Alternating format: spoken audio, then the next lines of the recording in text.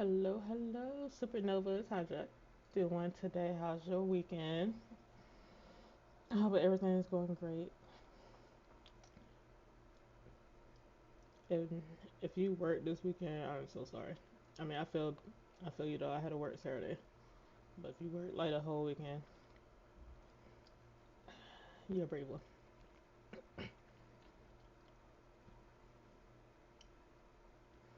So today we're about to play. I can't believe it took me this long to go back to playing this game. Like y'all know, I was playing this game almost religiously. Like it had me on chokehold. But we're gonna be playing our beginnings, our life, our beginnings, and always. We gotta go see Cove, guys. We gotta say hi to Cove and get through his story. I'm also thinking about I'm not gonna play it today, but I'm thinking about getting Dragon Ball with like Sparkle or something. I don't know. I'm thinking about getting that, probably play it on the channel too. I played Xeno 2 like a long ass time ago. I might get that and play it again too, but I want to play the new one. My brother My brother's addicted to it. He said that it's real good. He plays almost, excuse me, almost every day. And every time I'm on the phone with him, and when he playing it, he be basically trash talking. He be trash talking almost everybody he be playing. So if I get the game, I would never play against that man. He literally got hours on me with that game. And anybody has any game suggestions for me? I'm all ears on trying to play them to my best abilities. I can't promise I will play all of them. Any of you suggest, but I will see. But let's get to it. Let's go see Cove. And I'm not going to lie. I don't remember nothing. I don't remember nothing. I just know. Oh wait, are we in college? Is it college that we in? And we got like some new friends, and I was mm, iffy about. I think one of them like in Cove. Okay, maybe I do remember something. Hold up, wait. Yeah, I think actually remember stuff. Like, oh yeah, and then that new guy who moved into the neighborhood. I think he was making Cove jealous. So let's get to it. Let's get into it. Let's go see Cole, see how he doing, and apologize for leaving him by himself for so long.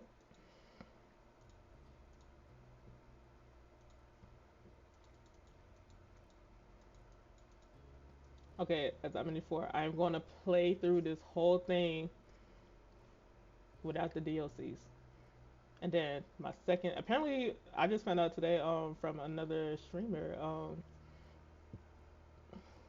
Let me see if I can find her name. I'm so sorry. Well, find their name. I don't know their pronouns. I'm not going to assume.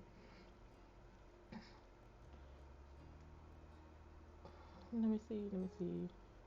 I was like thinking about playing this game today, and then I was like, oh, somebody is playing.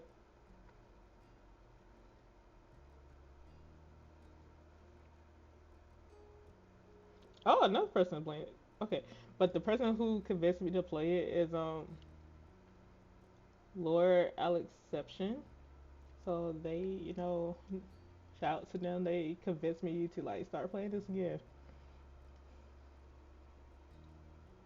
So, and they told me that there's a lot more to it. Like another person in their comments literally said they played 300 hours of this game. So we gotta catch up. We still Lily on Cove. All right. So what we doing? We gonna hang, Aaron. You already know we're gonna do all of them, but which one we thinking about doing first? Charity, talks. Aaron's. Let's do charity because I recently at my job, like I think last week or 2 weeks ago, my job we did volunteer work at a food pantry, so that was good. I had fun and stuff. It reminded me of my mom. She had to go to some food pantries, and stuff. So it's good to like see what's going on and do it for other people. Oh, and by the way, if you see me pause or whatever, it's either I'm I got ice cream, and I forgot that it was melting a little bit. I also got popcorn. But y'all should be used to me eating on stream by now. Oh yeah, let's hope my voice is ready for this.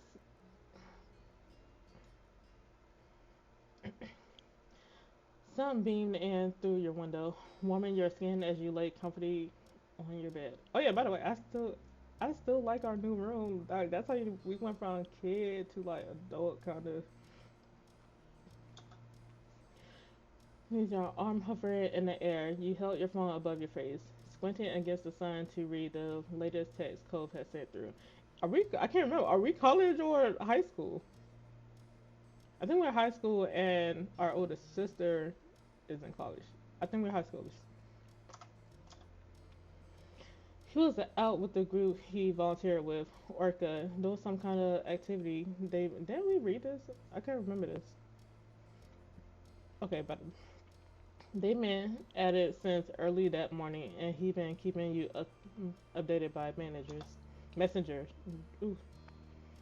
The latest one explained how he just finished cleaning up the beach and was now heading over to Man All Souls of the shopping street to sell tickets for a fundraising dinner. Before then, he wanted to call. You didn't mind that, and replied saying as much. As you waited for it to come in, you let out a big breath, thinking of the formal dinner that Orca organized. Being a completely fundraising focused event for large donors, it was crucial for the organization project in the year to come. That's why Cove had been so busy lately. All you had heard about it so far was that it was a prim and proper occasion with speeches and everything. Okay, I love we getting back.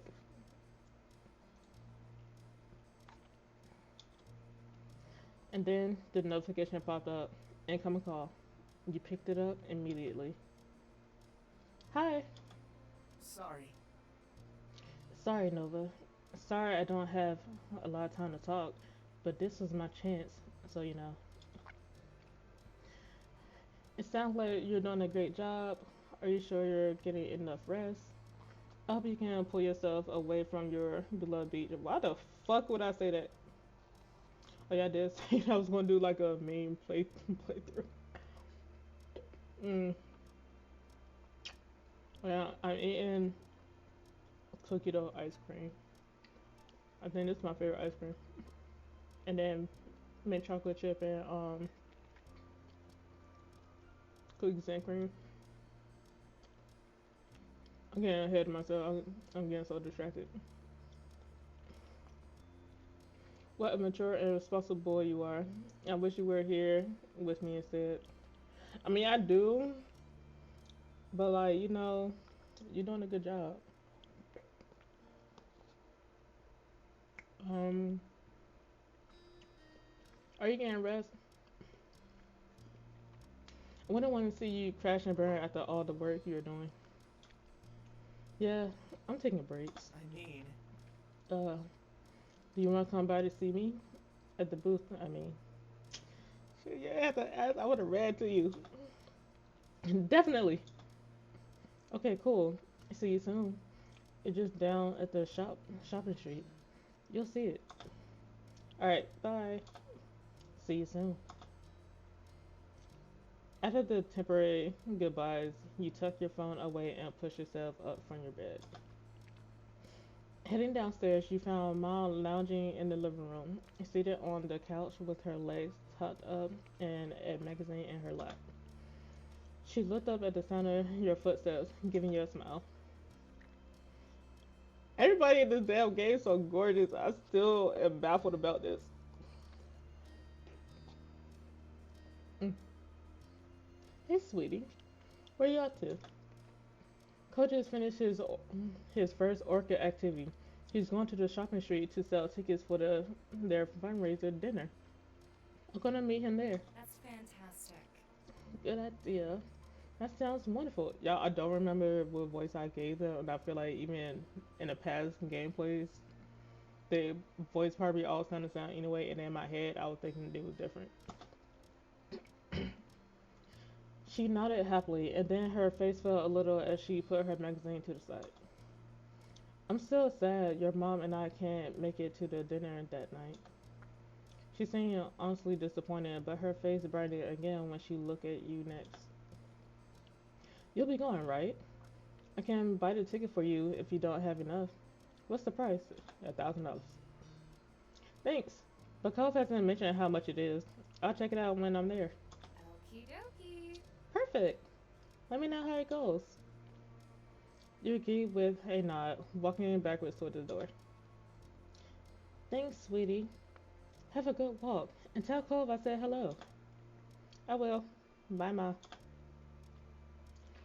Strolling out the front door, you shut it behind you and let out a deep breath. Oh, please tell me um the dude next door like comes. Well, not next door, but the dude comes with us.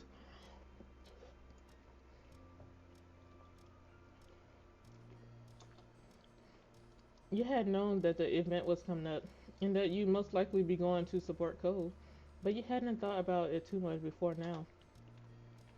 With a small nod to yourself about everything you'd had to do, you began to walk to the shopping street. You hit the shopping street and casually walked along beneath the afternoon rays, window shopping and browsing through the various stalls that were set up around the place.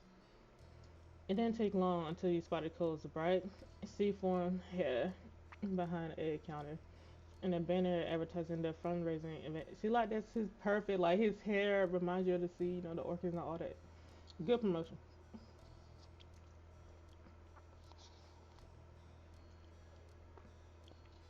Oh god, my ice cream is melted.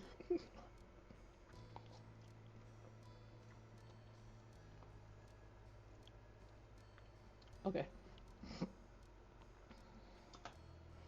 He caught your eye as you headed over and stood from his seat with a smile, pleased to see your arrival. He stood still, gaze stuck on you, waiting until you approached the counter. Oh, my baby daddy. Oh, I love you, Cove.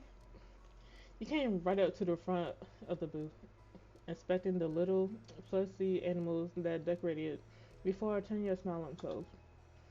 Nova. You leaned in to kiss him across the counter. You were that, why? No, we gotta. It's been too long, Cove. Like, super long. Mm. Cole took the cue as you moved forward, placing his hands on the tabletop and leaning his body over towards you.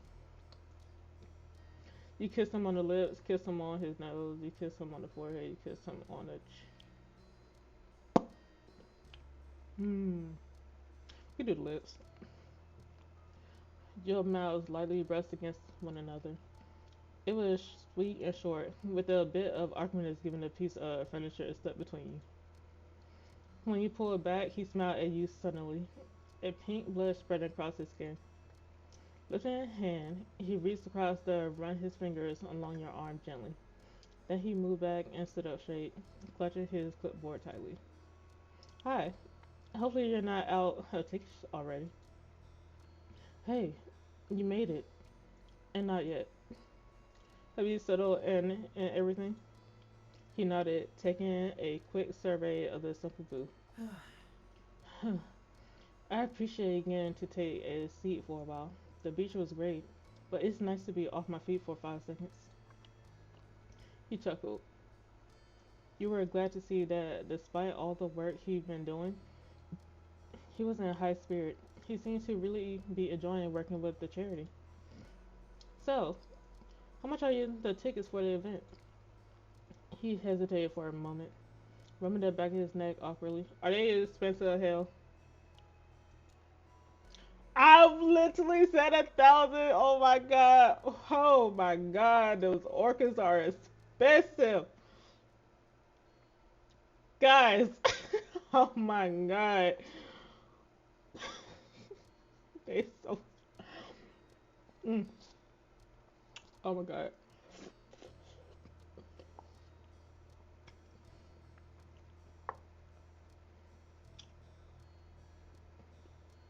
150.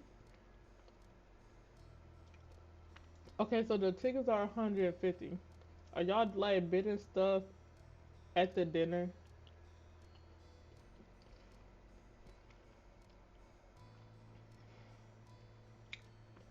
Am I doing crazy? I don't. Mm. And this ain't age 150.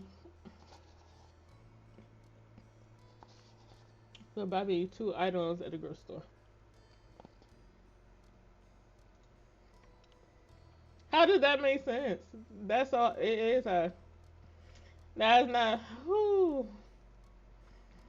That is high. All the tickets the same price. Yep, they are. See, that's why he was rubbing his neck. He knew they was high. Shit, we're gonna have to go to Atlanta, send some cash to get for the orcas. Coach shrugged, glancing down at his clipboard as he answered. That's This is definitely not something I would normally be at, but it seems to fit the type of people who are into that kind of thing. Most people that have bought tickets wrote a check for it. I've never written a check for anything before.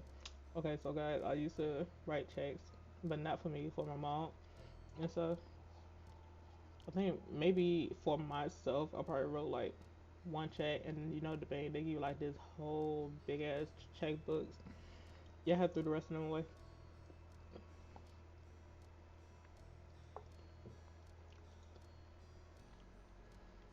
You laughed briefly and shook your head at him, and upon seeing the look on your face, he trailed off and cleared his throat softly.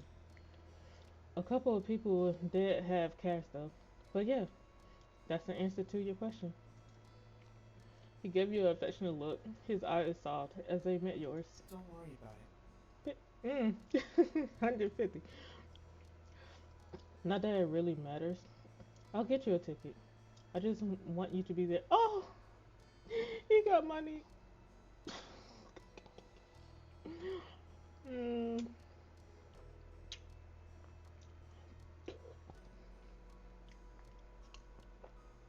y'all about to be done with my ice cream.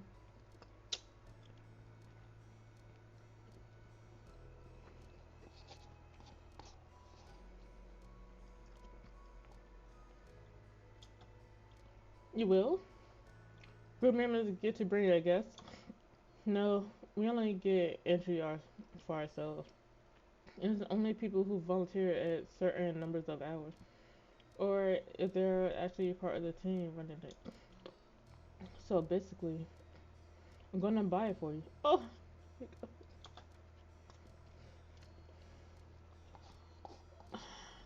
Cole, that's a lot of money. And we in high school. Mm.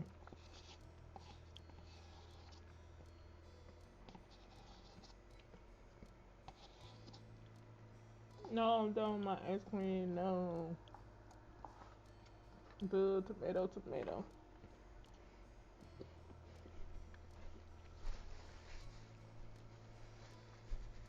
Okay,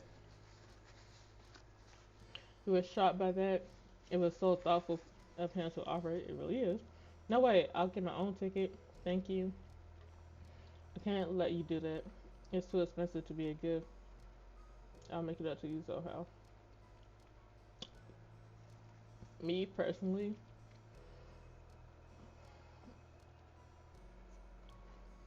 it's certain people that I will let do this without putting up a fight. But I'll definitely, I still be like, oh, I'll pay you back or whatever. But some people, I'm like, no. And I feel like this is one of those situations. How I'm feeling is, I can't let you do that. It's too expensive to be a gift. No way. I'm not asking my girlfriend to pay 150 to come as my date to dinner. Hmm. Besides, I've been planning on donating some money to the group at some point anyway. This is a chance to do it. Alright, if you're sure. I'd still rather buy my own. Can we at least split the cost? I guess so. You wait. He nodded. A smile slowly breaking across his face at your acceptance. What matters to me is that you're there. He glanced over his shoulder quickly before turning back to you, his lips tilting mischievously at the corners. Well, I'm not supposed to, but if you want, you can sit behind the counter and keep me company while I sell tickets. Yes! He burst out laughing. Heck yeah! You are such a troublemaker. Even when you're doing volunteer work. You nodded and grinned at him. If I say this gonna go left, please don't go left. Oh no, what am I doing? He chuckled and gave you a guilty look as you rounded the table and took the extra seat beside him. Okay, thank God. The afternoon passed in a blur, with you and Cole laughing and chatting in between ticket sales. As the time drifted on and the sun sank lower in the sky, 6 p.m. finally rolled around and you helped him to get everything packed up and call it a day. Us sitting together doing ticket sales just remind me of when I was a kid at my church. My mom, she did this fundraiser for people who have Machado Joseph disease, MJD, because that's what runs in our family on her side and stuff, and she had it. And me and my friend, we sat at the like table passing out tickets and just joking around. We even had a competition like who could pass out the most tickets and stuff, and the shirts. So yeah, if you have Machado Joseph disease, we gonna make it one step at a time.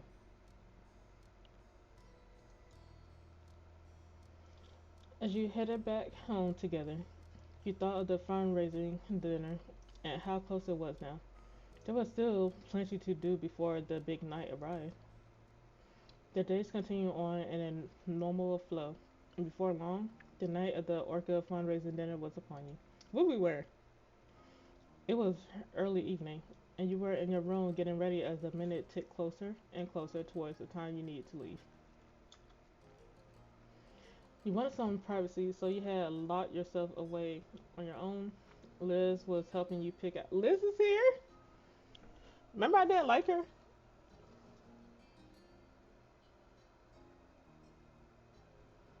Cole was on speakerphone. Liz will help you get ready while Cole was on speakerphone. I feel like we should do this one mainly because I think they still don't like each other. Look at Liz. Girl. You were currently in the midst of picking out an outfit which Liz was helping you with, while Cole gave his input from the phone.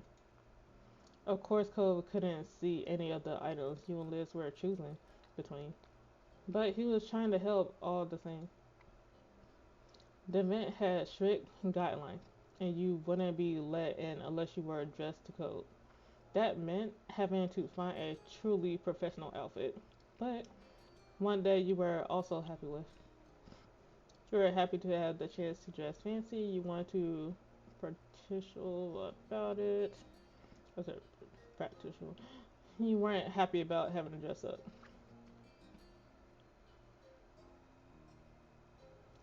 That's what practical. It's practical. Jesus Christ, I can't read. I swear. You wanted to be practical about it. It was going to be quite a long evening, so you want to make sure you were dressed comfortably while still sticking to the letter of the code.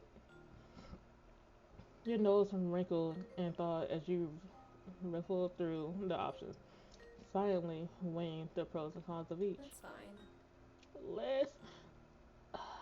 Can I make a voice for her? That's fun. That's fine. You don't need to get too in your head thinking about the look, but you need to hurry up and pick something. Did I sound like a different voice? Whatever you go with, it'll be great. Oh, aren't you helpful, Liz? Don't push me, Liz. Thanks for talking it through with me, Cole. I never thought I'd see the day when Cole Holden would encourage me to wear something formal. You laughed a little. You shook your head.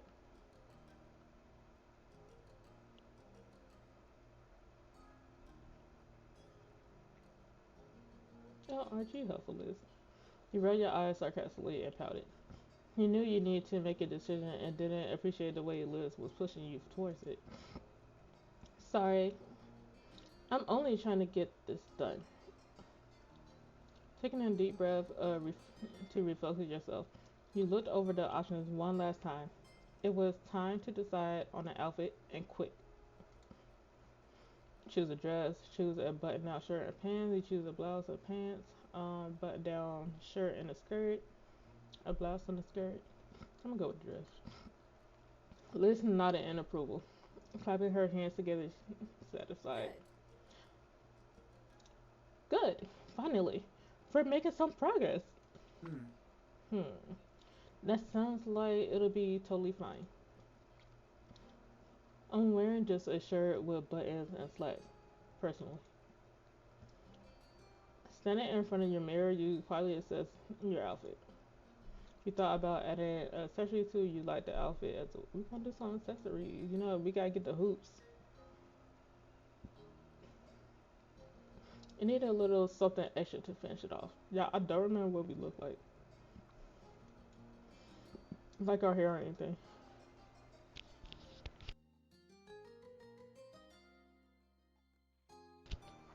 Rummaging through the rest of your wardrobe, you picked out what you needed to complete your outfit. You want to do a necklace. Turning back to the mirror, you let Liz drape your best necklace around your neck and clasp it together at the back. Uh, Earrings, hat, button vest, tie, shoulder. Of course, the earrings. You hurried to put on a pair of earrings to match your outfit and wear that time was running short. Oh shit.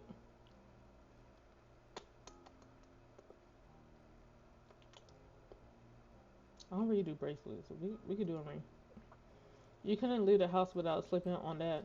Holding your hand up to the light, you quietly admired the way it glint. And a shawl. Just in case it got cold during the evening. You needed a shawl to drape over your shoulder. Oh wait, what if shit? If we didn't bring that, would he like have like a coat or something put on us? Did I miss an opportunity? Mm. We still say we still cold, and that was everything. And with that, you decided to apply makeup. You asked Liz if she could put makeup for you. You were ready to go. You gonna let our big sissy make up. Lining up in front of the mirror again. You spoke over your shoulder. Do you think you could help me with some makeup for tonight? Shit, what voice did I give you?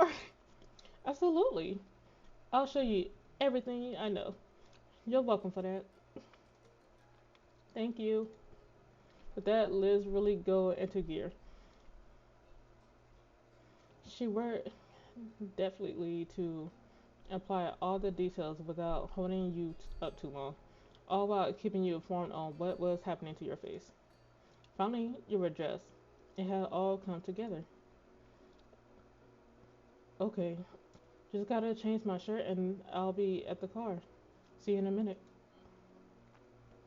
When you looked at Liz again, she had a gooey smile playing at her lips.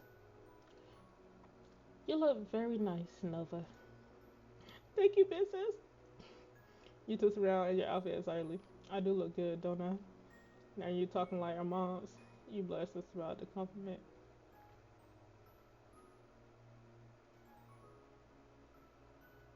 Yeah, we twist around excitedly. Knowing you have made the right decision with everything ahead, you feeling more confident.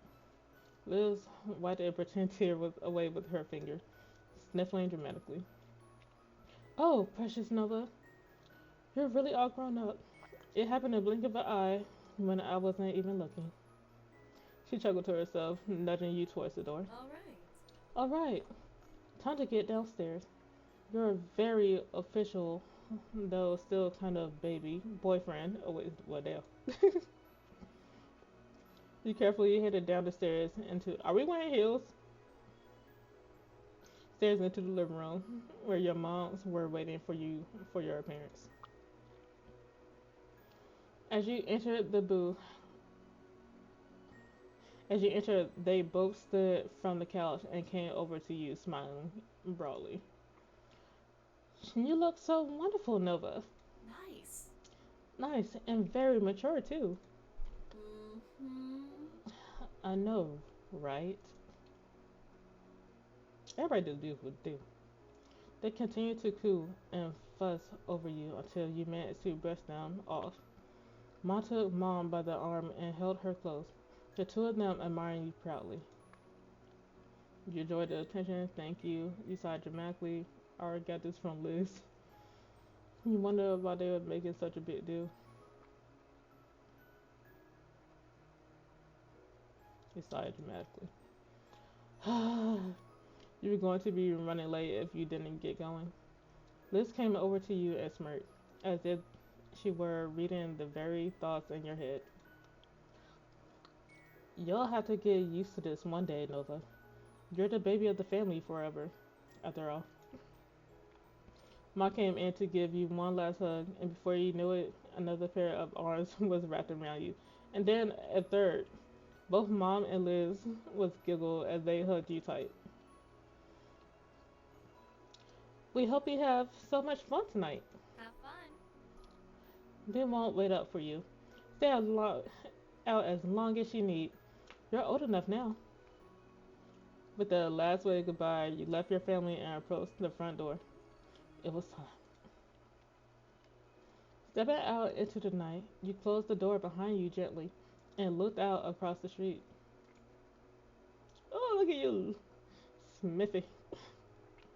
Cole was standing there in the street. His eyes met yours immediately, as if he had been watching your house for the moment you would come out. He smiled bashfully. Hey, Nova. Hey, stranger. I barely recognize you. You took the chance to check over his outfit as he walked across the way to meet you. It was formal for sure, though it didn't feel overly posh. It made sense for him and was honestly a sight for sore eyes. He was always beautiful to you. He's beautiful to us. With a growing smile, he stepped closer, his cheeks reddening all the way down to his neck. Thank you. Thank you for coming with me and for dressing really nicely for this. Your outfit is just perfect. Thank you. You felt shy over it. You're amazing tonight. You're so hot right now. He said flirtatiously shrugged because you felt shy over it. It was one thing for your family to compliment the way you look, as they have been doing it all your life. It felt nice to hear someone else say it for a change. Then he shook his head, glanced back towards the garage, and throwing a thumb over his shoulder, spoke. Come on. Come on, we should probably get going. Wouldn't want to be late to such a grown-up event, right? Yeah, let's go. You head over to Cole's car together, hopping in and strapping on your seatbelts. We're on your way. The event was being held at a place you had never been to before. You brought up the location on your phone to help Cole navigate there. It took some time to find the right address, and once there, you were met with the task of finding a parking spot. Though you were on time, it seemed like everyone else had already showed up and claimed the spaces. Eventually, you found a suitable place. Before realizing that it required payment, Cole covered the amount, taking a ticket from the machine and leaving it on the dashboard for the car. Despite the small holdup, you managed to ultimately make it to the event and confirm you were on the guest list. Damn, they got a guest list. Mm, makes sense. $150 ticket before being shown into the dining area. Cole whistled low as he looked around, taking in the extravagance of the room. Chandeliers hung from the ceiling, and the entire place was decked out with beautiful ocean display. You were stunned yourself. It was entirely high class, even more so than you had already expected. It's so nice. This is the best looking event I've ever been to. It's way too frilly for me. It's so overdone. Could be worse. You didn't comment. This is the best looking event I've ever been to. Lips parted and a wondrous smile as you took in the decoration, and the guests all dressed to the nines. Cole met your eyes with a similar look on his face. You got the impression that he felt the same way about it all. The sound of Cole's name being called out echoed over the din of the room. Oh shit, I skipped it. I hope y'all read that. I skipped it. They headed over to greet Cole, giving you both a welcome smile and hello. I don't know if this is a girl or a boy. We're glad to see you could make it, Cole. Especially after all the hard work you've done to help make this night happen. Of course. Definitely. I wasn't going to miss it. You must be Nova. Cole has mentioned you often. It's so nice to finally meet you. He has? Huh. Well, I hope I live up to the legend. When you glanced over at Cole for confirmation, he smiled, pleased with himself, a small flush of color covering his cheeks. Nova and I, we know each other for a long time, since we were just kids. That's wonderful. There's nothing like old friends. Friends? Yeah. Cove, we have to thank you for everything you've done for Orca. You're always welcome to join in on more activities when they come up. You too, Nova. If you ever decide that's something you're interested in. You nodded your head in understanding, giving a small smile. Well, we better head off to greet the other guests. It was lovely speaking with you both. You all said your goodbyes and they faded off into the crowd, leaving you and Cole on your own once more. Cole shrugged and eyes darting around the place with an awkward look. So, I guess we should talk to more people. There isn't much else to do at an event like this. Where's the food? Imagine they was serving like fish or whatever. Mm. You found your way into groups of people you were standing around chatting with while some light music played in the background. Servers with large silver trays were gliding between the guests, offering drinks and canapes. Probably said that word wrong. Cole was clearly hesitant to actually approach the people, but was able to respond with when various people greeted him first. You were enjoying talking to so many different people, both guests and members of the organization alike, and found yourself enjoying their company. The sound of microphone crackling came from the podium at the other end of the room. Someone who you assumed must be the host for the evening was asking everyone to sit down in preparation for the meal and speeches.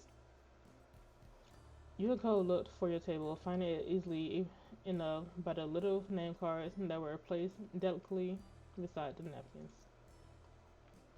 A few others joined you at the table. No, they weren't anyone that you recognized. The host was still speaking as people were settling, starting off the speeches by giving a welcome to everyone attending. She went on to provide some more information about Orca, which you suppose was for the guests who weren't a part of the organization, and the purpose of the fundraiser tonight. Orca's goal, as she explained it, were to aid the conservation and restoration of oceans and beaches. There were many people who had helped to make the group as successful as it was. And she read off a list of several volunteers who worked on making the event happen. Cole's name was one of the first to come up. His cheek flushed with shy pride at that. As she continued on thanking the large donors for the event, you checked over at Toes. He was still grinning happily to himself and tapping his fingers over the tops of his knees, pretty pleased to have been mentioned by names. You laughed quietly at his reaction. You rolled your eyes. You were excited for him. You tried to keep focused on the speech. You were excited for him. He had worked hard, so hard, to make this event happen. It was the least that he deserved. When the host continued speaking, multiple servers dressed in black were setting the first course of the meal in front of the guests. One of the servers sat down a plate in front of you. You thank them quietly. Before looking over the dish with interest, you recognize that this is a simple Caesar salad. Oh, I love Caesar salad. Did y'all know Caesar dressing is literally anchovies? And some places they actually put the anchovies in the salad. I can still do the dressing, but do not put no anchovies in my salad. The host quickly wrapped up the end of her speech, thanking everyone once more before inviting you all to begin your meal. Anyone who had included a special dietary noted when signing up for the event received a vegan or vegetarian version, and there were also small baskets of bread set around the table. Imagine you didn't eat nothing and the only thing you could do is eat bread the whole time. You ate both the salad and bread, you just ate the salad, you ate some bread, you didn't eat, and I am eating both. Cole wolfed down his salad before munching into a breadstick, quickly devouring that as well. I hope the next part comes out soon and is bigger. You can hear him mumbling to himself as he reached over for another piece of bread. He glanced around the table, and you followed his line of sight with curiosity, knowing that everyone else was still eating the salad. I'm not gonna lie, this was me. I eat so slow. Like every time when I go out to eat with people, they would literally be done, and I would still be eating it. So I take it to go, just so they're not sitting there waiting for me. And I either eat it in the car or as soon as we get to the house, be done with it. Stopping his hand mid-air, he quickly pulled back and rested it on his lap without taking another breadstick. After all, it was clear that he was starting to feel unsure of himself, and he looked a little out of place here. He folded his arms and turned away from them to you. Hey, did you like the salad? It was good. It was too small. It was alright. It was pretty bad. You simply should. I can't wait to see what else they serve. His gaze remained purposely turned on you, as if he was trying not to even think about the rest of the table might be doing. You gave Cove a pat on the head. You made silly faces at the other guests while they weren't looking. Put up breadstick and gave it to Cove. This one. But we're gonna read the rest. And discreetly flip the other guys out. Oh, this is a good one too. But I think somebody else might see it. And then we're gonna get kicked out. I mean, they didn't do nothing wrong for us to flip them off. But you sat there quietly feeling uncomfortable yourself. You picked up a breadstick and gave it to Cole. It's okay. Oh, thank you. Cole spoke gently as he took the bread from your hand, looking choked up by your reassurance. He munched away on it happily, seeming much more at ease. It wasn't much longer until the main course was arriving, and the various chicken, steak, and veggie dishes were being served through the room. An array of scents walked through the room, making your mouth water. Hey, you went with the vegan meal, you went with the fit. Can I get both of these? Let's go with steak. I feel like I eat chicken so much now. I think I only eat the same meats, type of meats every single day. Well, not every single, a lot. So we're gonna go with steak. It was nice that you had been given the option of how you like your steak cooked, and the meal on the plate in front of you seemed perfectly to your taste. Okay, who likes their steak well done? I like my steak well done. Everybody be like, "Oh, well done. That's burnt and stuff. It's tough." No, if you know how to cook it right, it's not burnt. It's not tough, and all the flavors are still there. I do understand that if you do like medium well, whatever, you still got more flavors, but there's still flavor there with well done. I can't do pink. I do not like the sight of pink. It's just like with hamburgers. I want my hamburger to be cooked all the way. I want it well done. I don't want to see no pink in my hamburger. Cove had gone for the steak, and once he started to dig in, he was completely absorbed by his meal. You're going to choke you keep inhaling your food like that. You hit him on the table teasingly. You put a hand on his thigh on the table. You flipped something at him while he was off guard. You focus on your own food. Both of these. Hand on thigh. You couldn't resist a little teasing while he was distracted. Your arm reached forward out of view of everyone else, hidden by the heavy tablecloth. You let your fingers lay to rest on the center of his nearest thigh. Cole stopped eating immediately, his elbows banging against the top of the table, in shock as his face slowly turned red. The tableware next to him rattled from the impact. When it settled down, he spoke quickly without moving to face your direction. Yes. Nothing. Is something the matter? His slicer frown deepened. That's. No, but you should probably. Cole's voice shut off quietly, and you got the impression that he was about to ask you to stop, but he didn't really want you to. You kept your hand where it was for a little longer, giving his leg a gentle squeeze until he cleared his throat and leaned in close to you. You probably uh shouldn't keep doing that right now. I It was a shame it had to end, but you were content with how long he had let you keep his hand where it was.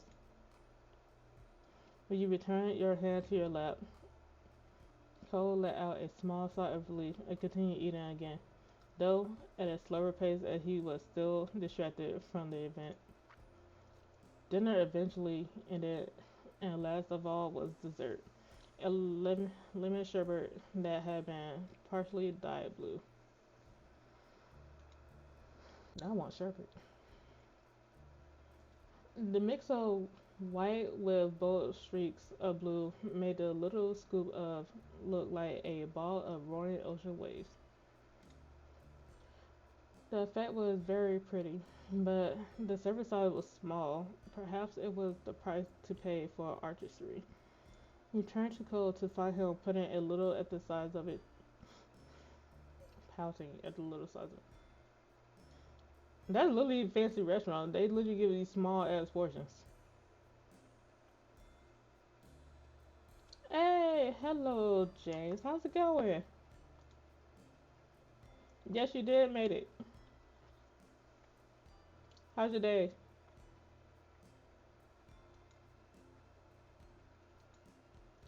Digging into the dessert, it took him only a few bites to polish it off.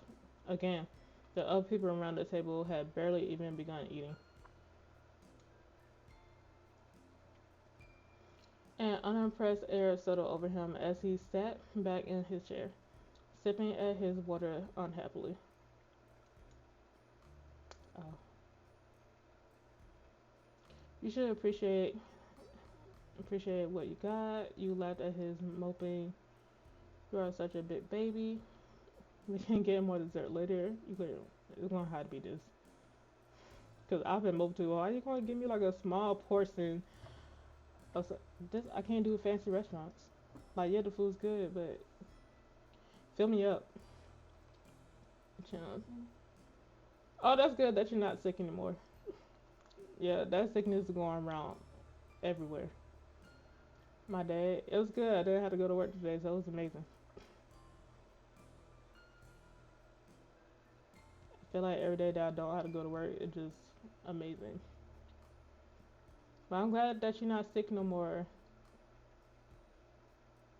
People at my job, they keep coughing and sneezing. I just want to cuss them out and spray them down with Lysol, but I can't do that. We can get dessert later. You can have an encouraging smile. Wait, hold on, guys. I gotta fix something real quick. Ooh, hold up, guys. I know. Okay, there we go. Hold up. I got this. I got this.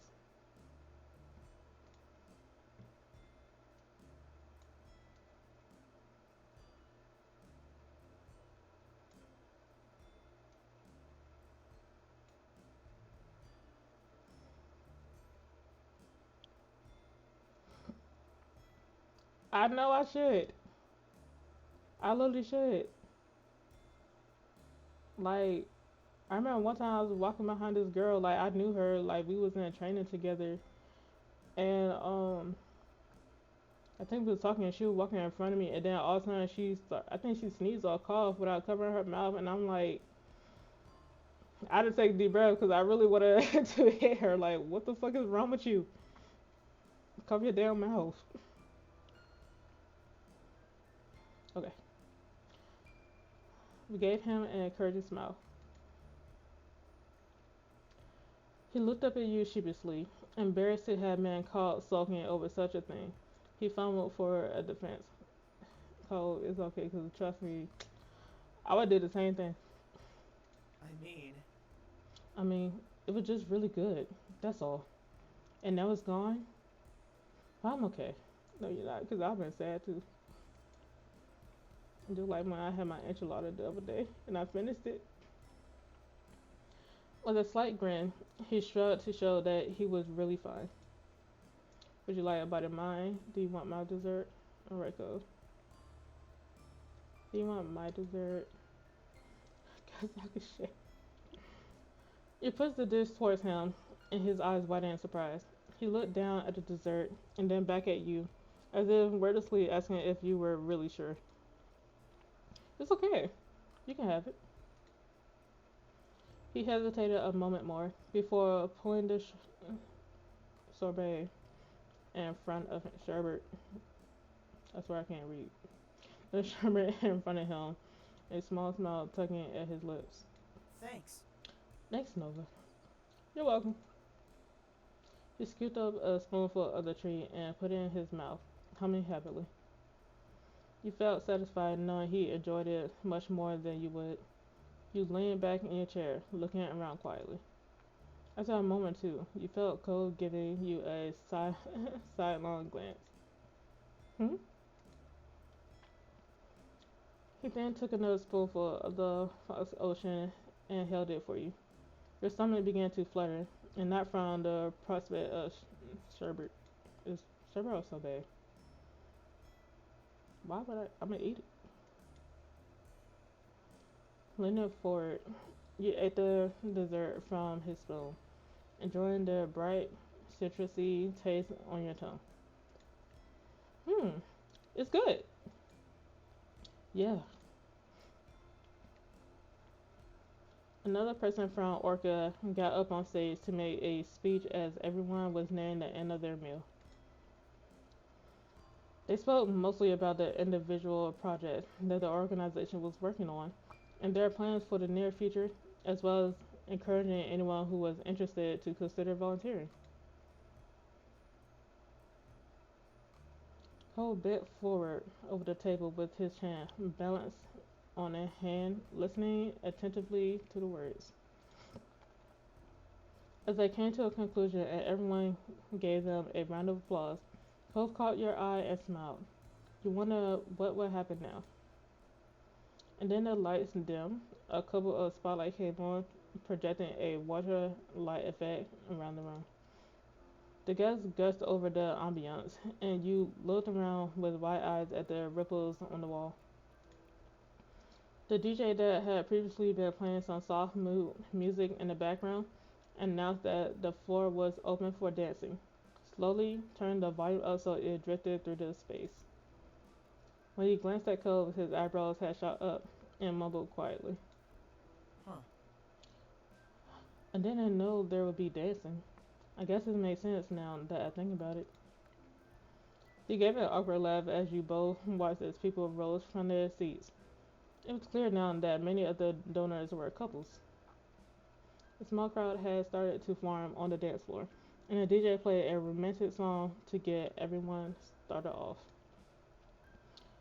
Cove let his gaze float over the small sea of guests who were moving onto the floor. His hands twisted in his lap as his lips pulled into a tight smile. Oh, my bad. Getting ahead of myself.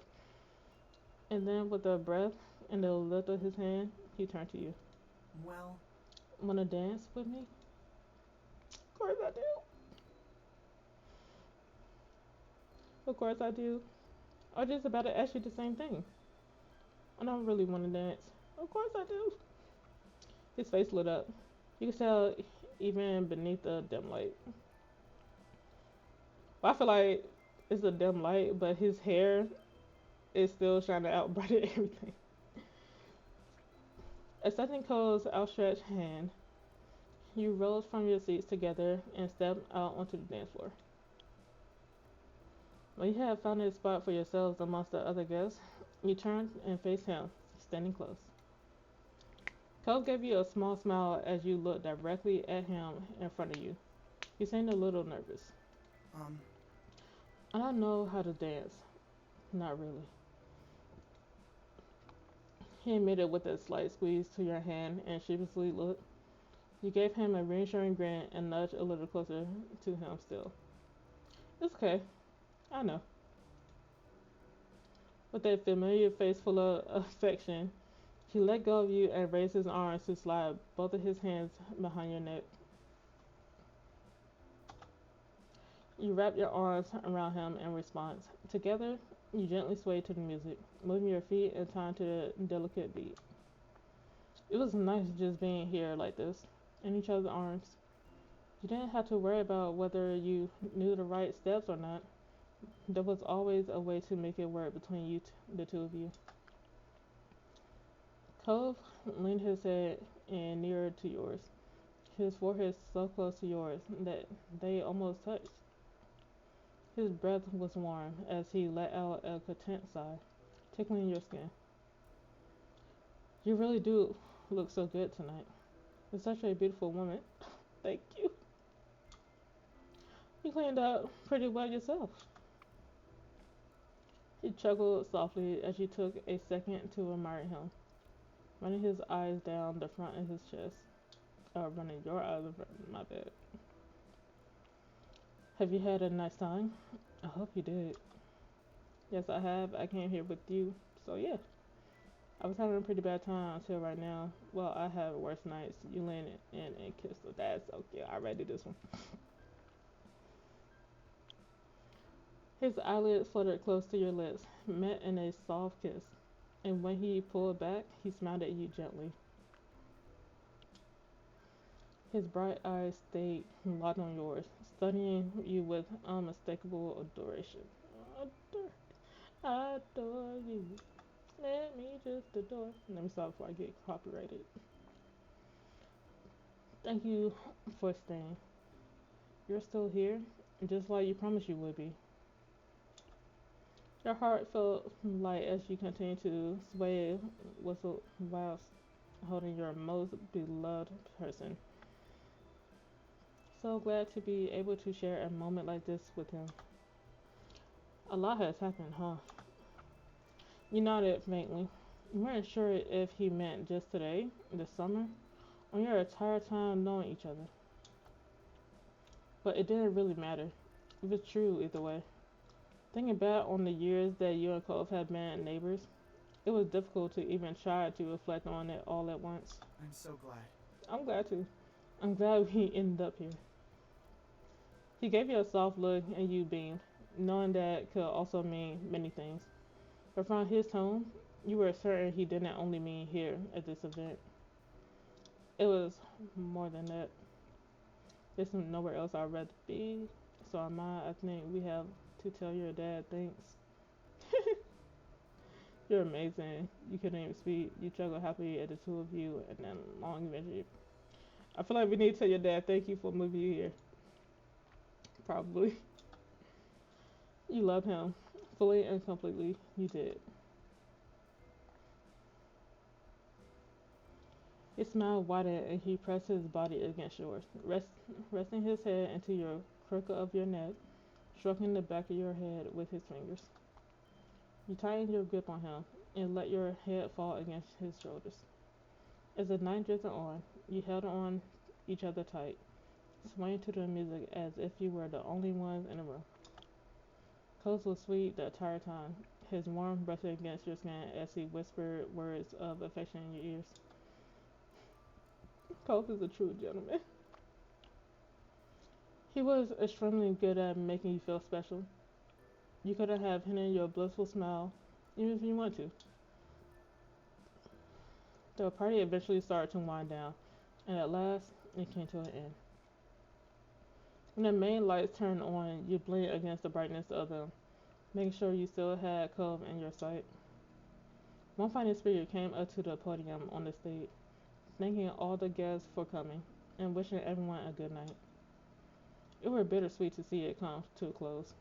Your time with Cove here was precious. At least the memories could be brought with you. Giving the space one more look, you walked together with Cove out the parking lot.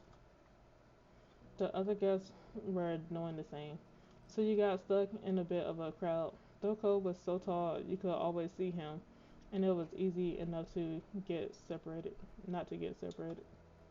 The parking lot itself was quite big, and even more noticeable now with fewer cars blocking the view. It took a little while to actually locate Cole's car across its expanse. Eventually, you found it, and the two of you bundled inside the vehicle and buckled up. The trip home was quiet, as you both silently reflected back on the experience. The event had been the biggest night of the year for Orca, and now it was all over, just like that. Outside your window, the surroundings soon became familiar, and you found yourself back in your neighborhood. Cole pulled the car into his driveway and put it in park before letting out a relieved breath. Hmm. Home sweet home. Yeah.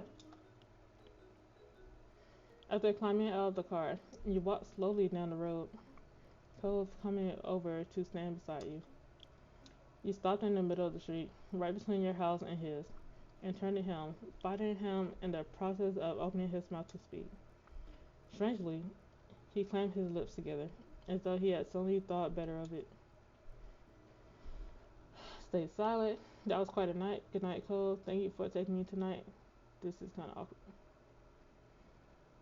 Thanks for taking me tonight. Thanks for coming with me. You kissed him goodnight. You stepped in for a hug. You ruffled his hair playfully. You gave him a friendly nudge. You patted him on the arm. You wake up. Why? Where? No, we can't go. You kissed him goodnight. You need to be close again before the night ended. You pressed your lips against his in a gentle kiss. He smiled as you separated, running his fingers over the side of your face. Night. Night, Nova. With a last listless smile, he left towards his front door. Figuring you shouldn't linger in the street for much longer, you crossed the remainder of the road and did the same. When you reached your house, you pulled out your keys and stuck them in the door, trying your best to be silent about it. Opening the door a crack, you turned back to look at Cole front over your shoulder. Your eyebrows lifted in surprise to see he was doing the same, holding his front door open, but waited for you to go inside before he did. You shared an amused smile before you both stepped into your own house, locking the door behind you. I knew we were soulmates. It's quite late, so everyone else was already asleep. As quiet as a mouse, you tiptoed up to your bedroom and changed out of your formal dress and into your pajamas. Then that you were finally home, you were exhausted. You brushed your teeth and got ready for bed in darkness, before crawling under the covers and letting out a heavy breath. It was still strange to think about how that was it. The build up to the event had felt like so much. Now it was completely behind you. Your mind was busy with rapid yet muddled thoughts as you faded closer and closer to sleep, and unconsciousness creeped up on you. You felt more content. It was a big deal, but there would be more in the future. You could accept what it had been, and you could dream about that what you would get to experience next. I about to say, ain't no way that's it. I know this game. It ain't going to end like that.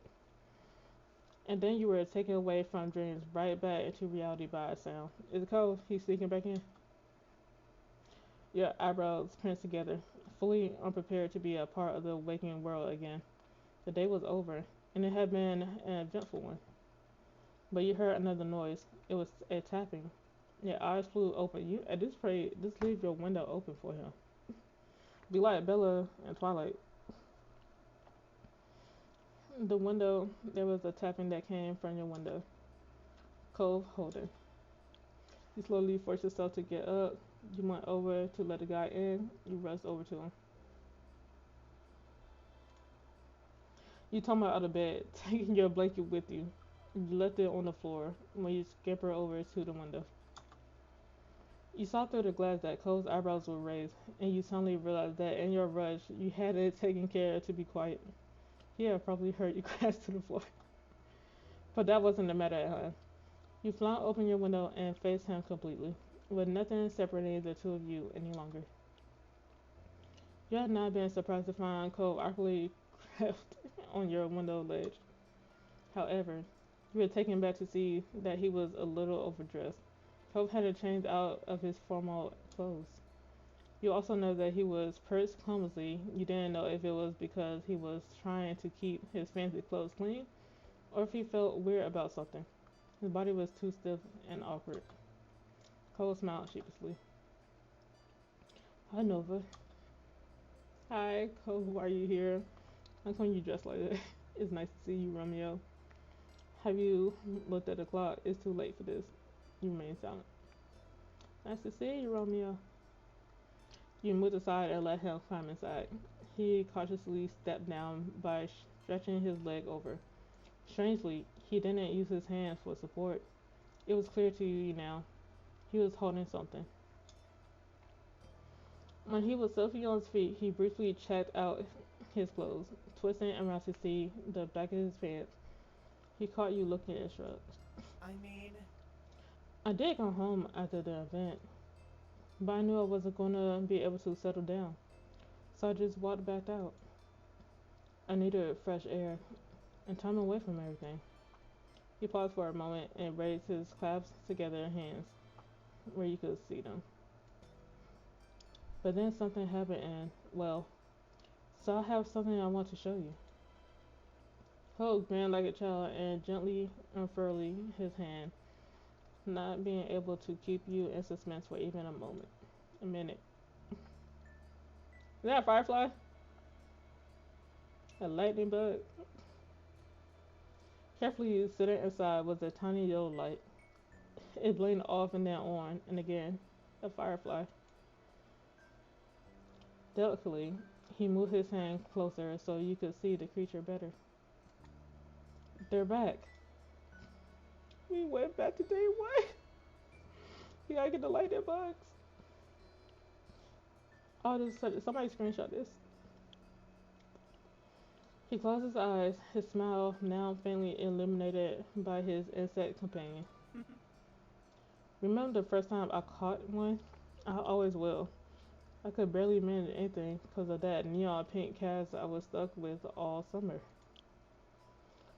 He was still stunned by what was happening, but couldn't help snickering when Cole did. It was thanks to you that I finally held a firefly in my own hand. You're welcome, Cole. Honestly, I didn't think I'd see them this year. I don't know why. Just, they were kind of late, and I guess I've been worrying about a lot of stuff lately. You could tell that the firefly generally lifted his spirit. He seemed at peace, and he wanted to share that with you. The fact that his first thought after discovering that fireflies was to come over and celebrate the joy with you made you suddenly feel very cherished. Cove opened his eyes, but he looked away, not meeting yours. it's nice. It's nice, really. It's really nice, I think. Even if the firefly disappeared for a while, it doesn't mean they're really gone. They'll come back. I can see them again. He is so adorable. It's crazy. You smile. Technically, fireflies aren't even gone. They're just eggs and larvae. I'm not gonna get technical here. You wait for him to continue. You smiled. And then you looked at the firefly keenly. There was definitely something poetic about them. You felt a warmth in your heart. Hope looked at your face, his smile now fragile.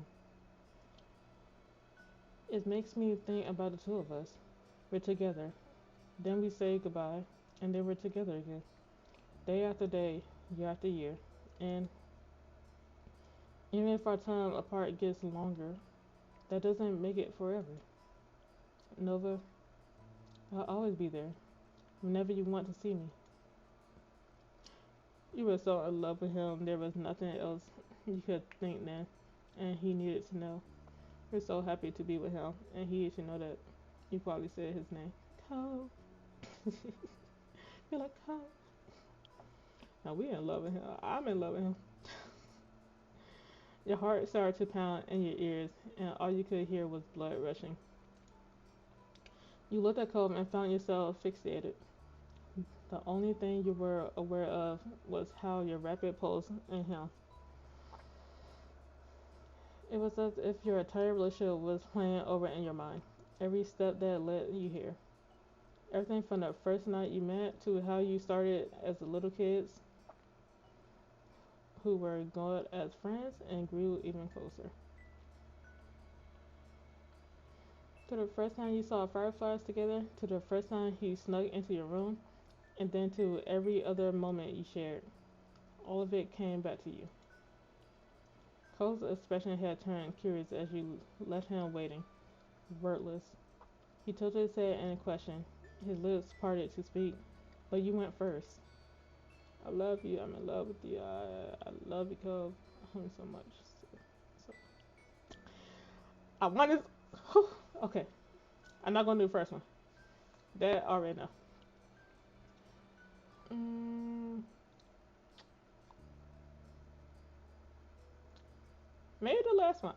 I love you so so much. With your confession, the world stopped for a second. I swear to God, if this goes left, I will go and drag your ass. Let me stop. Oh, he's crying. Then, as if your words had turned a faucet, tears began to fall down Cole's cheeks. I forgot he's a crybaby. He silently mouthed something, but you couldn't make out a word. Cole? He stepped closer and closer, removing the distance between the two of you. Guys, look at our crybaby. He covered his mouth with a hand. He must have forgotten about the firefly resting there. Oh, and it flew off into the night with the twinkle. Thank God. He used his other hand to shakily reach over and interlace his fingers with you. He gripped you tightly as he started sobbing harder. You cried with him. You wiped away his tears. You squeezed his hand back. You smiled at him. You chuckled affectionately. I'm gonna wipe his tears. Gently, you took your free hand and wiped his tears away. I love you, Cole. It's okay. Cole, it's okay, I promise. Yeah, I had a feeling it would go like this. Can you tell me how you feel? You weren't able to speak. I'm gonna tell you that I love you, Cole. Yeah, I had a feeling it would go like this. Whatever. Yeah, I had a feeling it would go like this. Cole removed the hand from his mouth and used it to hold the back of your head. He brought your face to him and your heads pressed together. He looked straight into your eyes. His voice trembled, it cracked, and it shook. This was raw, straight from Cole's heart. I love you. He closed his eyes hardly and repeated himself, but now he could say it firmly. I love you. His awkward eyes sparkled when he opened them again. Fresh tears poured out with an outburst of emotion. Sorry. Nova, I'm sorry. I'm sorry I can't get it together. Sir, we love you for this. We are used to it. Did you not know we were kids? We know who you are. And we love this.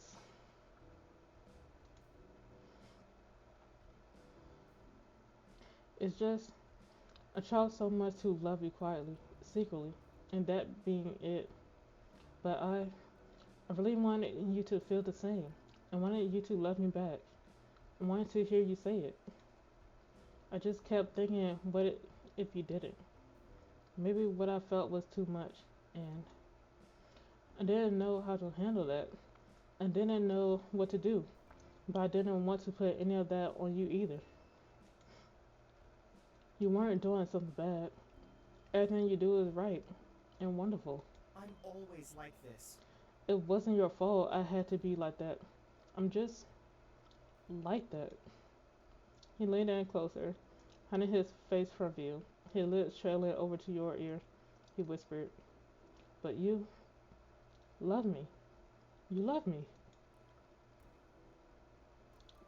I don't know why, but that Whitney Houston, I always love you popped in my head just now.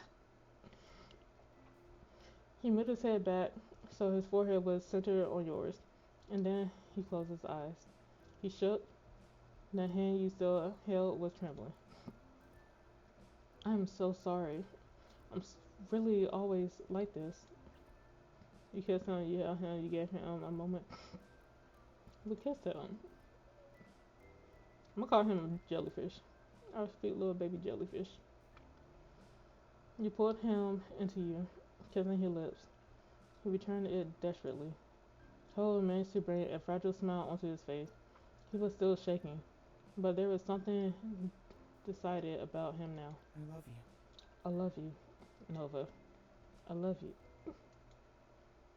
He repeated it more, as if to make up for all the times he didn't let himself say it before. As he spoke, his tears dried up and his breathing became more even. The reaffirmation helped him calm down. Thank you for telling me. Cole's smile was bolder, even as his voice wavered and he ducked his head with a childish shyness. He clearly fought against getting emotional again. Oh, I got treatment. What's that say? Blown romance. Okay. His watery eyes, his muse hair, the tears still dried on his cheeks. You love him so much. I need to tell you. I need to tell you. You always been lucky, haven't you? I'm so happy to have done it. You're welcome. It was only the truth. I love you. You smiled brightly at him. It was only the truth. Um, Tove held the side of your face, but moved his thumb down to softly brush your lip. It was exciting. He wanted to keep touching you, and you wanted that too. Kiss lips, neck, ooh. Kiss all over his face.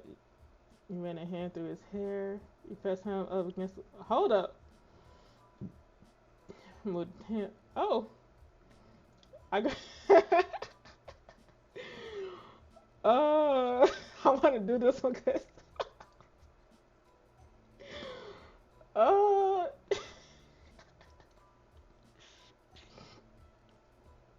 let's grab his butt.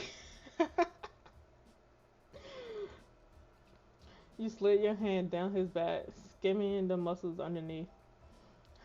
You could feel. I can't stop. You could feel them tightening the lower you got. You paused at the base of his spine, fingers tapping with intent, but giving him time to voice disagreement with the chorus of action. He did quietly murmur something. It's okay. I don't mind. I mean, it's not just that. I want you to. He kind of mustered the last word, but still, feeling validated. You let your hand cup his butt and squeeze it. Cole took a sharp. Yo, Nova. His voice was laced with embarrassment, but not dissatisfaction. Okay. I could do more. Oh, thank God.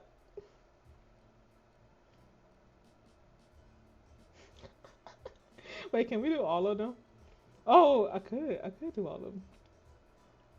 Okay, we cut this butt. We be doing next.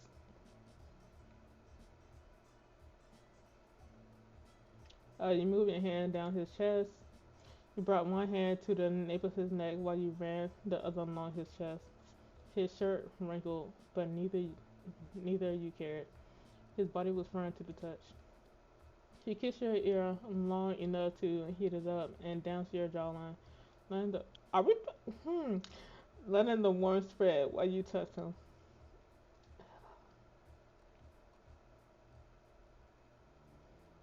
Uh, y'all, we about to do all this. I'm just trying to do it in order, a random order. Kiss all over his face. You move your face over to his cheek and gave it a nice smooch. He smiled and then planted another on the tip of his nose. He kissed across his forehead. Moved on to gently brushing your lips against his eyelids and then the corner of his mouth. He made small, pleased noises and wrapped his arms around your lower back. He pressed himself even closer against you. Oh, I'm about to get mad. I'm like, where is it? Run your hand through his hair. You stayed close to him and used one hand to comb through his hair. He leaned into your hand when your fingers got deeper into his strands. Cole tilted his head and brought his mouth to yours. Your lips delicately touched. Too brief and slight to be a true kiss, but enough to be exciting. The slight touches were because he was also using his mouth to mumble something, although you couldn't make out any clearer words. Call me by your name, Cole. Cole. You said it hush under your breath, and then brought your lips to his ear and repeated yourself longingly. Cole. A shiver went through him, and his grip on you tightened. He had to with the way his knees almost buckled. Then Cole carefully rested his hands on your shoulder and looked away. He took a few deep breaths as he kept you there. You could tell he was as worked up as he could manage for tonight. That was alright. You were feeling rather satisfied too. He smiled a little and tried to slow your racing heart. You couldn't help thinking about, oh, that was it. Damn, I wanted to push him against the wall too. How happy you were to be with him, how you were certain you wanted to be spend your life with him, how you were certain you wanted to spend your life with him, and you told him as much. Damn it! I wanted to do all of them. I hope we get to spend our whole lives together. Cole's expression crumbled again. He wasn't able to tamp down the newest waves of emotion. His eyes watered once more, and he took a few deep breaths. I hope so too. We could be together always, have a place of our own, and a kid, and kids, also a pet, also a pet. We're just two of us. Damn.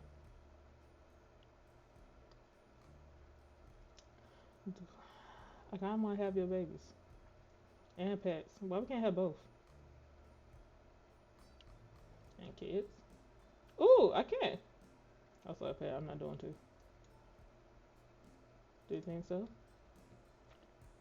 His eyes widened at the picture you were painting. Cole seemed more than a little overwhelmed. Being a dad, the idea of it intimidated him. I'm sure you'd be a great father, Cole. Cole wasn't able to find the words. Instead, he squeezed his eyes shut and nodded resolutely. Your heart lifted. He was anxious, but he wanted a family with you. You felt warm being able to talk about this openly. You liked to imagine the life you could have together, and then you could do it with him. She rubbed at his scarred arm bashfully. You know, I thought having to grow up for real was going to be so hard. I didn't know if I even could. But you?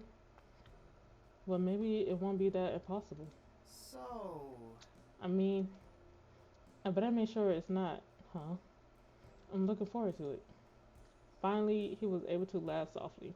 The tears were nothing but salty remnants on his cheeks. He brightened up as if finally able to process the absolute joy of tonight in full. You felt good too, and took a little more time together to simply exist in the newly dynamic you had stepped into. Hold on, guys, gotta get some water.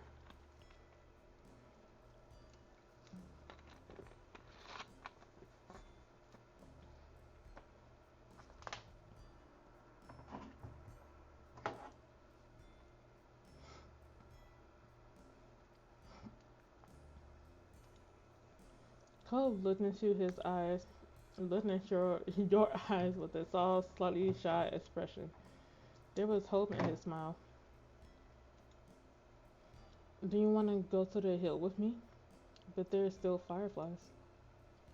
Let's go! Because I'm feeling really gonna get way good away. You nodded yes, you shook your head no. Maybe another night. It's too late. I'm tired. Who is these people? Let's go. Cole brightened. He was practically bouncing at the thought of a secret excursion before he suddenly became bashful. so, Uh, so how should we leave? We could just try the door. if you don't have to do the window thing. But maybe that'll bother your family. Would y'all go for the window or for the door?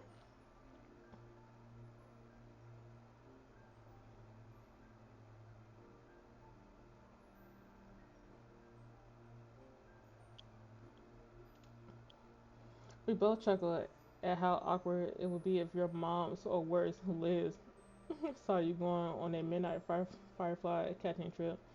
You'd be sure to avoid that. We could use the window. You know how he up and down the window. Let's go through the window, cause he already Romeo. Cove nodded in understanding. You grabbed some shoes and readied yourself for an adventure. You were glad that there was no way you'd run into another soul outside. Cole would be way overdressed. You were still in your pajamas. You let Cole go first. He stepped back onto the ledge as you carefully to use the fence from there to reach the ground. Cole climbed down to the fence. He wobbled once, but he made it without an issue. He leaned against the fence and projected hushed words up to you where you were waiting. Are you okay? Do you want me? Want you? Do you want me help? You nodded yes. You shook your head no. I mean, I don't need to, but yeah. You got to the edge and let Cole spot your descent. He grabbed you about halfway down and brought you to rest firmly onto the ground. Cole gave you an encouraging smile, but neither of you risked speaking yet. You briskly snuck behind the house and up to the old white poppy hill. This is such a good game. Like, the whole story is just beautiful. And Cole was right. The entire hill was lit up, insects twinkling here and there with their pale yellow light. Cole let out a content sigh, finally able to relax and full. He strode further up the hill to better enjoy the view. You walked along as well, letting yourself be surrounded by the twinkling display. Then, without warning, Cole plopped to his back. He paid no mind to smacking his formal attire into the grass. He put an arm underneath his head and stretched the rest of his limbs out. He was clearly getting quite comfortable in the dirt there. You kept standing, you sat down, you laid down in the grass. You sat down first and then fell back. You could see the stars when you looked up at the night sky. Then you snuggled against Cole, then you wrapped an arm around Cole. Snuggle. It was warm in contrast to the chilly ground. Cole cuddled closer and turned, tucking his arm near your shoulders. Hmm. I wonder if Dad would be mad about the grass things. That's your dad's shirt? Oh my god. He toggled at the collar of his shirt. He didn't sound concerned, just oddly curious. At least they're dark. If you're lucky, he won't be able to tell. He smiled, bent a little, and it went silent between you. The only sounds were the rustling of buds in the breeze, and the faraway crashes of waves on the sea. You couldn't help but reflect on what happened only a brief time earlier. Between this and your room, this almost felt like a different world. Was it even real? What happened between you two? You could almost be convinced it wasn't, and that you had never actually stopped dreaming. You stood and glanced at Cole. He caught you and blushed. That little reddish reassured you. Cole remembered same as you. What you had was real. Imagine it turns out like at the end that this was all a dream. You continue watching fireflies. You want to catch some fireflies. You ask Cole if you want to catch fireflies. You challenge him to roll and race downhill. Oh, that's cute too. You ask Cole to dance. I wanted to ask him to catch fireflies because remember, like he couldn't really do it because his cast was blocking it. So now we can actually do it. Okay, it'd be kind of a waste if we were out here and didn't try to catch fireflies. Let's do it.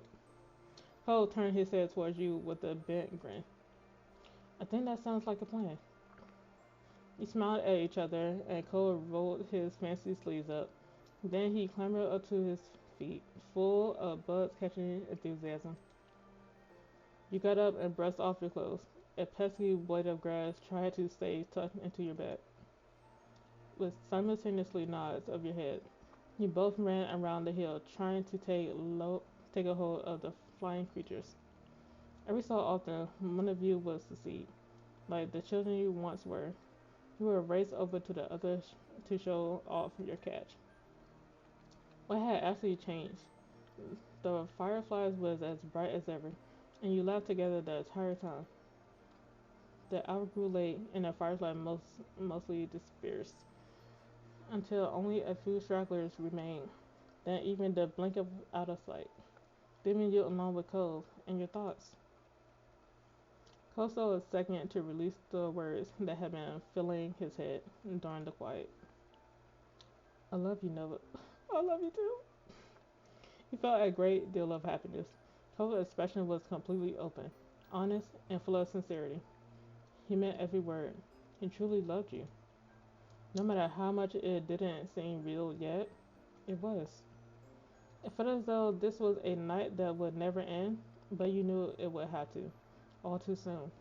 You were only grateful to have been a part of it. These were moments to truly treasure. You would never let yourself forget them. I think we're to say that if Cole does such shit, I will have to kill him. Yeah. Alright, guys. I got time for one more. We'll be feeling hang, errands, talks, drive. Mm. Wait, there's an arrow. My DLCs. Look at there. Okay, let's drive. Like a lazy cat, you stretch your arms above your head and yawn, blinking your eyes sleepily. The day was warm and pleasant, and you were lounging on the couch in the living room, finding it difficult to do much in that moment. Your moms and Liz had gone out shopping, looking for some new items for your sister to take back and decorate her college dorm with. They had asked if you wanted to go with them, but you declined. For you, today was all about relaxation. Cove had dropped by to spend some time with you, content to join in with doing nothing. The two of you had been chatting idly as you lazed around, talking about the other thing you had planned for the summer. He was sitting next to him. He sat on a couch while you sat on your own. He sat on one couch while you were fully stressed out on the other. You were stressed out across him as he sat on the couch. You were cuddling on the couch. We could do stressed out. You had your feet propped up on one of the armrests and used Cove as your comfy cushion beneath your head, totally settled in. Cole gently wound his fingers through your hair as you rested on his legs, equally at ease. The day dragged on, and you found yourself yawning more and more often between conversations. You had almost dozed off completely when suddenly a buzz rang out, disturbing the silence. The phone was on his charger in the kitchen, so it couldn't have been that. Cole pulled his own from his back pocket and checked the screen. His movement had jolted you, so you tried to readjust your position to get it right again. It's my mom. Are we gonna see her? Cole waved his phone in the air, giving you a small smile. I'm going to take this. I'll be right back. Hopefully, he nudged you to move. He carefully did. He made a small noise. Might you have to leave for that? Sure, okay. It's your mom. Can't I hear? He held out onto him to keep him there. We do sure. You shifted, giving him room to get up. He got to his feet and stretched out, answering the call and holding the phone to his ear as he headed off. Hey, Mom. What's up? Tara, say hi. I'm a big on this. Like, you can ask my friends every time. I'm like, that's your mom? Tara, say hi. Don't keep me waiting long. You blew him a kiss. You waved him goodbye. Don't tell her I said hi. He turned to give you a nod, smiling as he walked backwards towards the door. The lock clicked behind him as he exited the house, and you sank back onto the cushions, Ali trying to decide what to do next. After electing to grab your own phone from its charger, you resumed your position on the couch, tapping away at the screen. Your mind drifted away from the thoughts of Cove and his phone call with all the many ways your device could distract you. It was an effective enough way to kill time, and you had managed to do so very little things when the door opened again and Cove returned. He gave you a smile as he approached, so you figured the conversation couldn't have gone too bad. You watched as Cole strolled over to where you were sitting. He crossed his arms against the top corner of the couch, resting on them, while bending towards to lightly kiss the top of your head. Hey. I'm back. You gazed up at him fondly. You put a hand over his. You stretched out to hold his face. You touched your head and gave him a small kiss. He met your lips with his, closing his eyes and letting you kiss him longer than the one he had given you just prior. So, good or bad news? He turned his head suddenly, running a hand through his hair and letting out an exasperated breath. He seemed nervous, but you couldn't imagine why. Fine. It's fine. Nothing to worry about. You raised an eyebrow at his tone, moving your head to the side to try and meet his eyes. That doesn't explain what's going on. He shrugged and gave you a tight smile. Tried to play whatever it actually was off as unimportant. Mm.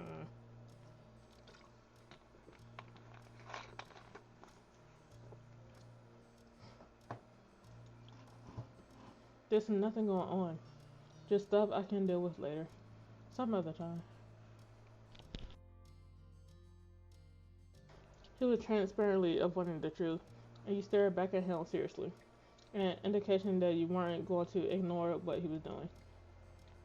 Eventually, he broke beneath your stare, hanging his head in his hands and groaning. I need to make another trip to my mom's place. There's some stuff out there that I'm gonna use, so I have to go pick it up. It wouldn't make sense to ship it, and I couldn't bring the stuff back with me last time, since I flew. Oh, are we doing a road trip? Suddenly, you understood what that phone conversation was about. Cole was going to drive to his mom's house in Nevada. I forgot where are we at. Guys, I don't remember where we at. When will you go? Mom thinks it's best to do it now. Mom's still kind of free, but Cole pouted, giving you an unhappy look, and you could see the prospect was already taking a toll on him. I don't want to. I was just there, and for even longer than usual. Why do I have to leave right now, when it's our last summer like this? You laughed, not knowing why he was being so difficult about it. You thought it was cute. He wanted to stay. You can hack it. I don't want you to go either. You shook your head affectionately. You thought it was cute. It showed how much he appreciated being there and spending time with you.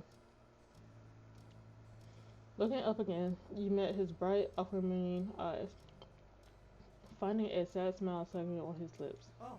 Oh. Suddenly, his eyebrow jumped and his eyes lit up like a lamp. You could come with me. What? You should come with me. I mean, I get that the two of us live next door to each other, and my mom lives in another state. My trips are usually to spend time with her, just the two of us. But this time, it wouldn't be like that. All I'm going to do is drive over, stay for a night, and then pick up the car in the morning and turn around again. Most of the time will be spent in the car, so it'd be good to have another person there.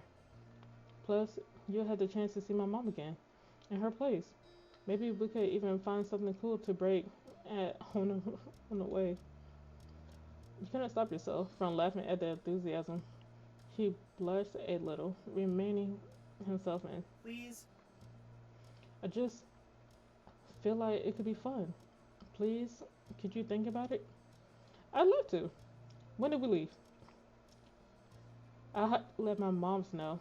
But as long as we've got nothing else important on the days we pick, then there's no reason I wouldn't be able to go. He grinned from ear to ear, thrilled by the news. He put both his hands on his cheeks, kissing your face all over. Then he wrapped his arms around your neck, letting you out a happy sigh. I'm so glad. I'm so glad. This is so great. I'll call my mom back and let her know right now. We spent some time together going over your schedule and making plans for when you could take the trip.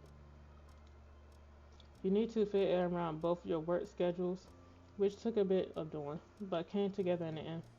Luckily, it was only a 2 day trip, so finding a couple of free days in a row wasn't impossible. It wasn't long before the dates were finally set and all the plans were made. Excited for a trip, content with the plans, you were nervous, you were feeling unsure about everything. We could be excited. A short trip sounded like the perfect way to spend some time. You could listen to music, eat snacks, and enjoy the open road. No matter what you thought about things, the morning when you were due to leave arrived. It was cooler than usual. The sun barely peeked over the tops of the houses. You stood outside of your house on the footpath near the road, waiting for Cove. You yawned loudly, covering your mouth with the back of your hands. Morning was always a struggle. With your travel bag clutched in one hand, you watched as Cole finished packing up his car. He had organized all stuff, sorts of things, water bottles, snacks, and who knows what else. Cole insisted he had everything under control and didn't need help. At least you could rest easy, knowing that it was all taken care of. As you waited, you glanced over Cole's car. You knew it well. It used to belong to Mr. Holden, and when Cole had learned to drive it passed to him, his dad had taken the opportunity to get a new one. It was pretty old at this point, but had served both of them well so far. You just hoped it had enough life left in it to survive a trip as long as the one you were embarking on. The slam of a door closing made you jump. You snapped back to focus and saw Cole was walking towards you. He dusted his hands off on his pants and tilted his head towards the car. That's it. Ready to go? Yeah, I'm ready. He smiled and stepped aside, giving you space to situate your own bags where you wanted it. Once everything was safely inside, he glanced back at you. All right. We should get started. It's going to be a ways to go. Woo! You gave him a high five, you hugged him, you smiled back with a nod, and because. Uh, Uh, he seemed surprised, but he chuckled and returned the gesture. It couldn't last for long, though. Time was of the essence. The two of you climbed into the car and buckled up. Cole's in the driver's seat, and you sitting in shotgun.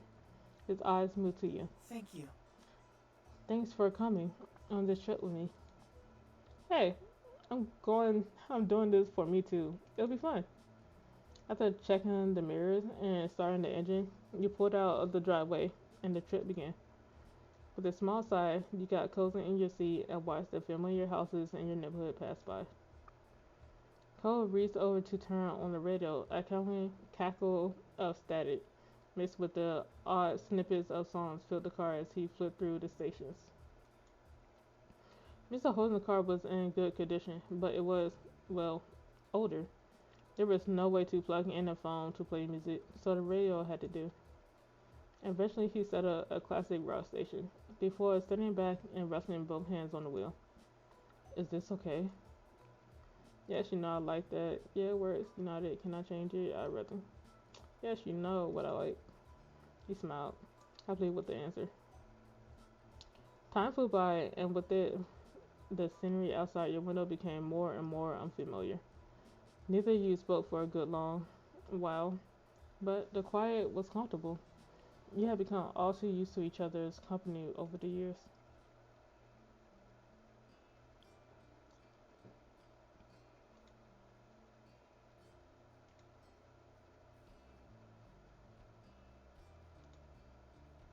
Eventually, Cole broke the silence, clearing his throat softly before he spoke.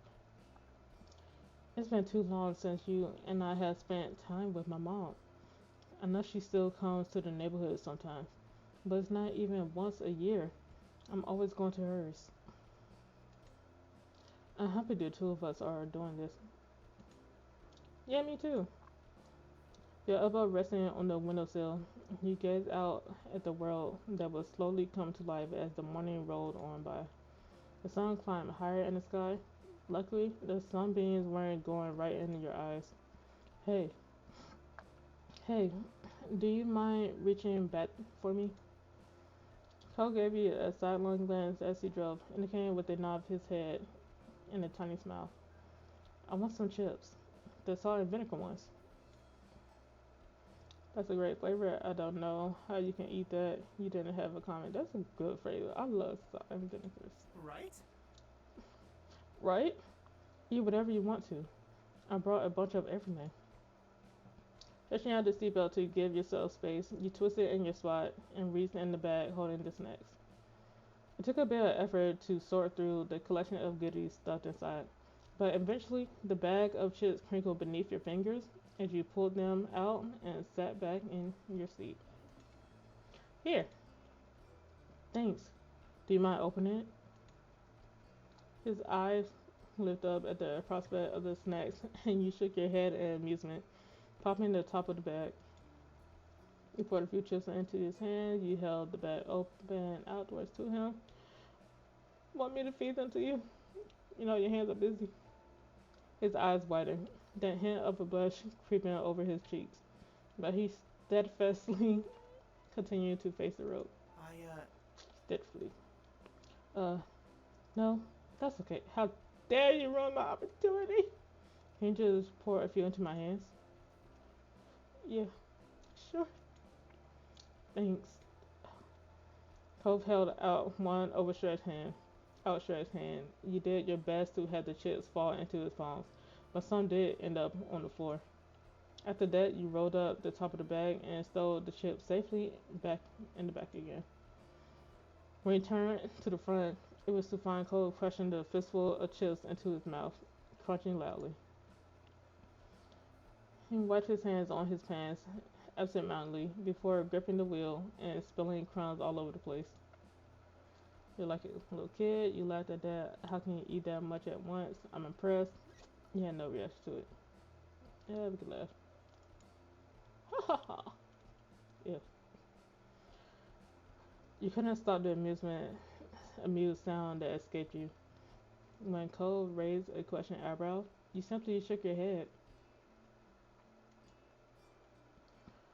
The hour drifted by much the same way as that, with the two of you snacking and chatting as the day stressed on. It was fairly calm and quiet, traveling along the open road, and you found little in the way of interruption. At one point, you passed a "Welcome to Nevada" sign, and Cole gave a tiny cheer. He was in disbelief that the two of you were seriously all the way in another state like this. Eventually, you had to stop for gas and made a detour at a small diner to grab a proper meal that didn't consist of chips and candy. After refueling both the car and your stomachs, the drive was back on, just as the sun began dipping beneath the horizon and bathing the sky in a wash of orange light. Cole informed you that there wasn't too much longer left to go. You were almost there. You took shift driving through the trip. You helped Cole stay alert while he drove. We're gonna take shifts. The route was fairly straightforward, and you'd had enough practice with driving to feel comfortable doing so. When night eventually fell in a blanket of darkness, the drive finally came to an end. Cole pulled into the parking lot of Kyra's apartment building. The glow of the car lights disappeared as he turned off the engine and let out a heavy sigh. huh. We made it. We're here. The two of you exchanged tired smiles, having successfully and safely completed one half of the trip. You were relieved to have actually arrived, and eager to get out of the car and stretch your legs.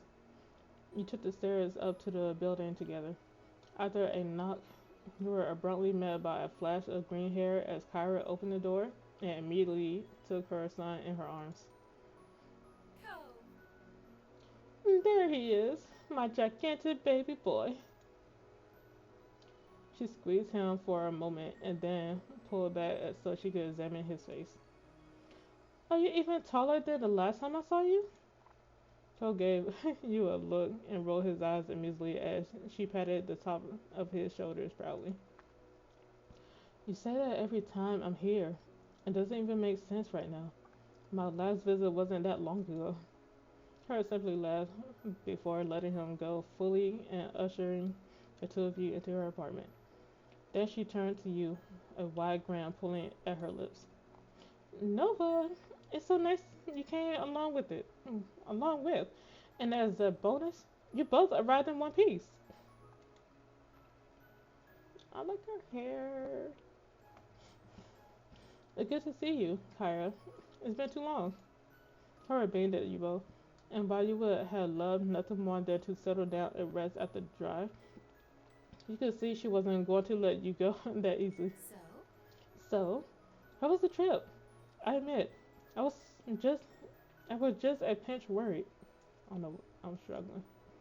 Barely made it. I'm pretty sure it turned, but it was alright. You felt the fussy was unnecessary. You let Cove answer that. It was fine. No problem for us. Carol clapped her hands together, the bracelet around her wrist jiggling. I'm so proud. I can hardly believe how mature you both are. Where did all those sparks come from? Cole ran a hand over his hair with an awkward I chuckle. don't know. I don't know. Maybe I got some from my parents. His mom looked up at him deeply, her eyes glistening as she shook the sentimentally off the waves of her hair. With the wave of her hair. Anyways, you have to be half asleep already, huh? I don't want to keep you up much longer. Early morning and in woozy. How do you want to deal with the sleeping arrangements? I've only got my own room and Cole's, though the living room couch isn't bad. Though we can use my bed. I'll just sleep on the floor in the room. It doesn't matter for one night. Harold laughed out loud, startling you both. You raised an eyebrow at her outburst, giving her a quizzical look.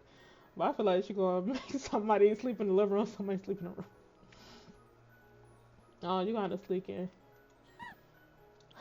Oh yeah, you'll just stay on the floor. You couldn't handle that much back when you were 13, with both your parents in the room. Oh, damn. Oh, bless this dark red. She talked about doing that like trip, and we was in the RV. God bless that dark red and gap, completely unprepared for her to pull out that embarrassing moment from the past. Hey! Mom, you blessed, you left it off. He's had a long day. It's cool to see the poor so late, even if it's true. Yeah, she's right. That's totally what you did. You were annoyed. You put a hand over Cole's arm and showed support.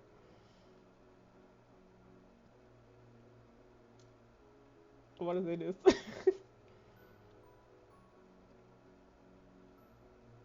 I'm gonna laugh it off. Thankfully, the tension in the air dissipated as Kyra and Cole chuckled along with you. I'll take the floor. I'll sleep on the couch in the living room. Thank you for letting me have the bed. I'll sleep on the couch. I can't do the floor. Cole shook his head, dismissing the idea immediately. No. You're the guest. I don't want to take your bed. Hmm. Well, I still don't want to take it from you, and I said it first. The two of you narrowed your eyes at each other stubbornly. Kyra took that as her cue to step in. My house, my rules then. And you know who I had to side with. I'd like you to take the bed, Nova. You hesitated a moment, but it seems you had to accept the hospitality. With a small sigh, you gave in. Alright, cool. So... So, would you be okay with me sleeping on the floor in the room? I'd rather be there than out in the open in the living room. Even there is the couch. I prefer you on. Hell no, yeah, you can sleep on the floor. You already crawl into my room. Might as well save your trip from sneaking in again. Harry giggled softly, drawing your attention back to her. All funny stuff aside, you need to get some sleep for tomorrow. Seems like you're getting yourselves up to not get any.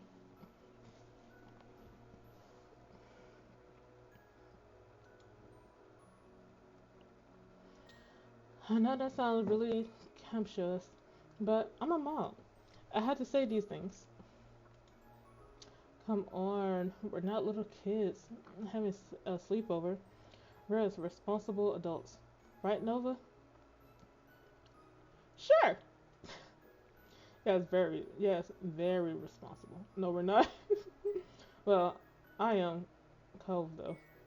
Cove is though I can't say the same for myself. You simply smile at him. Maybe you should sleep in the living room after all. Yes, very responsible. She gave the two of you a suspicious look, and you stood up straighter, trying to prove your point. I'll leave it at that then. For now, just remember that the walls are thin in this apartment. If you can't settle down and sleep, I might have to separate you. Damn. He'll be good. Marvelous. Perfect. Haru clasped her hands together, her voices softly tinkling against each other again. It's only getting later, so I better let you prepare for bed. She nodded towards the hallway and gave you a small smile. I'll play hostess for a second and show you where the bathroom is first, Nova, and where you'll be staying the night. Thank you. You hoisted your travel bag back over your shoulder and followed behind Kyra and down the hallway. Cole shuffled along behind you, disappearing into the bedroom while his mom had you go to the restroom. The apartment was small, but nicely decorated in soft cool colors, with plenty of artwork hanging on the walls to give it character. It was stylish, and exactly what you would have expected from someone like Kyra. After being shown the bathroom and wishing Kyra a good night, you headed into the room and found Cole already there. He had changed into his sleepwear for the night as well as set aside his glasses already. Looking around, you found the bedroom to look much the same as the rest of the apartment, but with small ocean elements you were sure Cole must have enjoyed when he stayed here. All in all, the room was pretty and clean, though it almost looked more like a hotel guest room than a bedroom. Cove only spent a few weeks out of the year here, so it made sense that it wasn't especially lived in. So? What do you think? It's pretty nice, huh? Mom always keep it clean and everything, even when I'm not here. It's a great room. Seriously, it looks like a hotel room. That's sweet of her. You nodded. It sure looked like a hotel room. A really good hotel room. Cole hugged and turned away. He was being defensive over your season. When you went back to your room, you jumped in bed and under the covers, just as Cole was shuffling onto his sleeping bag on the floor. I don't believe he's gonna stay on the floor or I stay in the bed. You waited until he was settled in before you flipped off the lights, and a soft glow from outside peeked through the blinds, casting shadows over the floor. You closed your eyes, blocking everything out. Night. Night, Nova.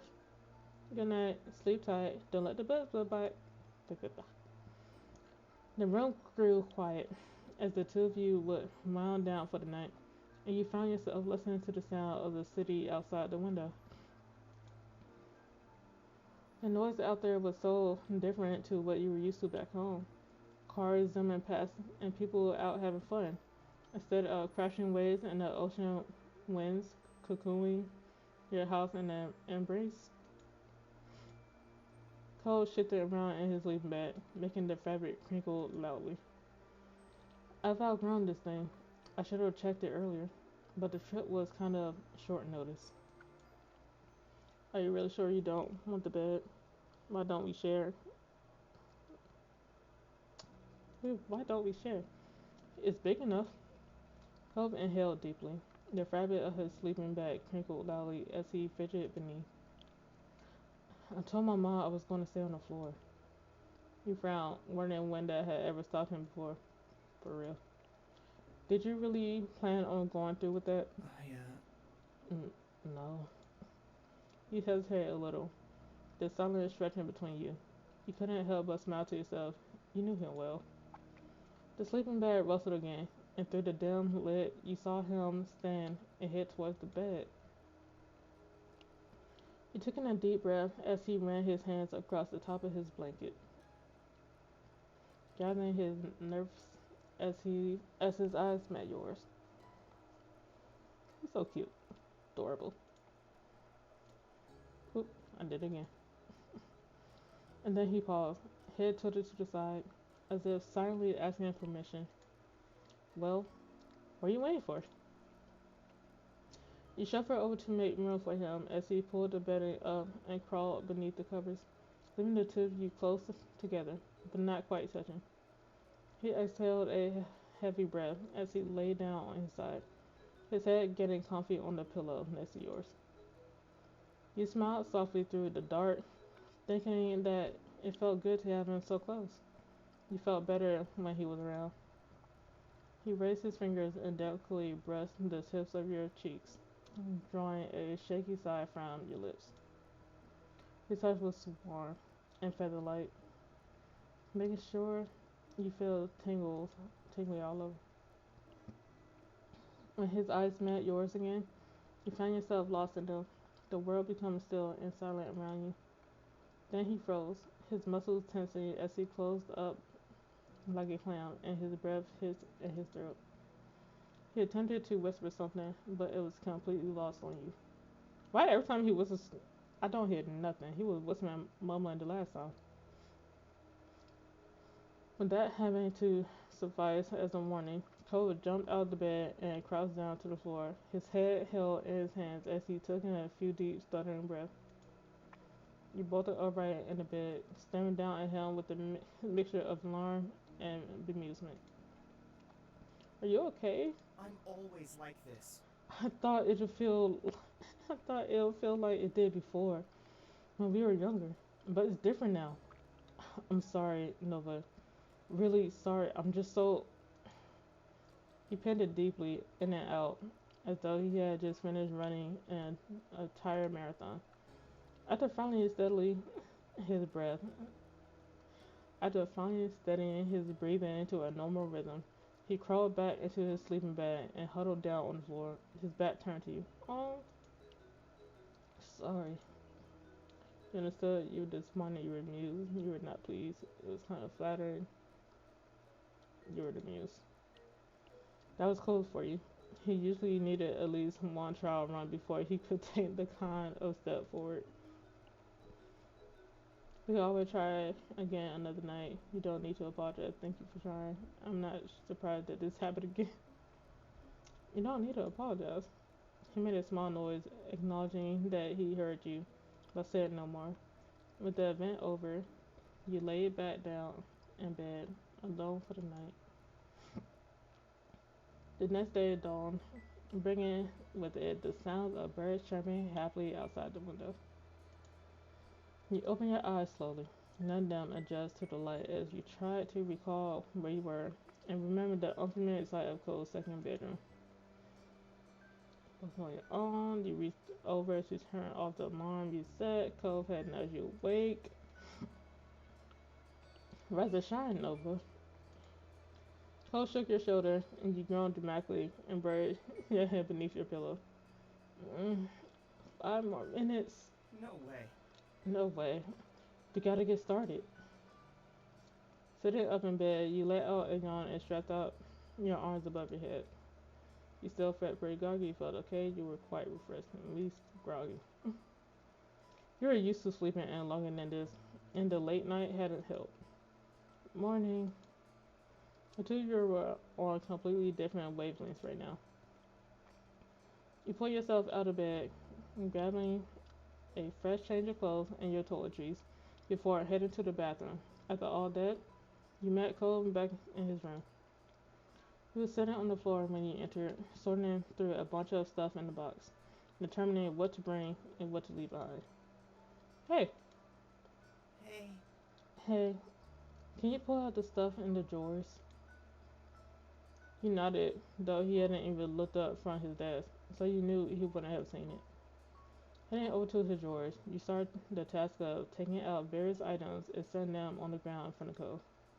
After all, it became clear to you that Cole was acting strange whenever you went near him. He was flinching over your presence. It happened a few more times before you couldn't take the awkwardness any longer. You dropped the stuff you were holding down in front of him and raised a questioning eyebrow. Is everything okay? I'm sorry.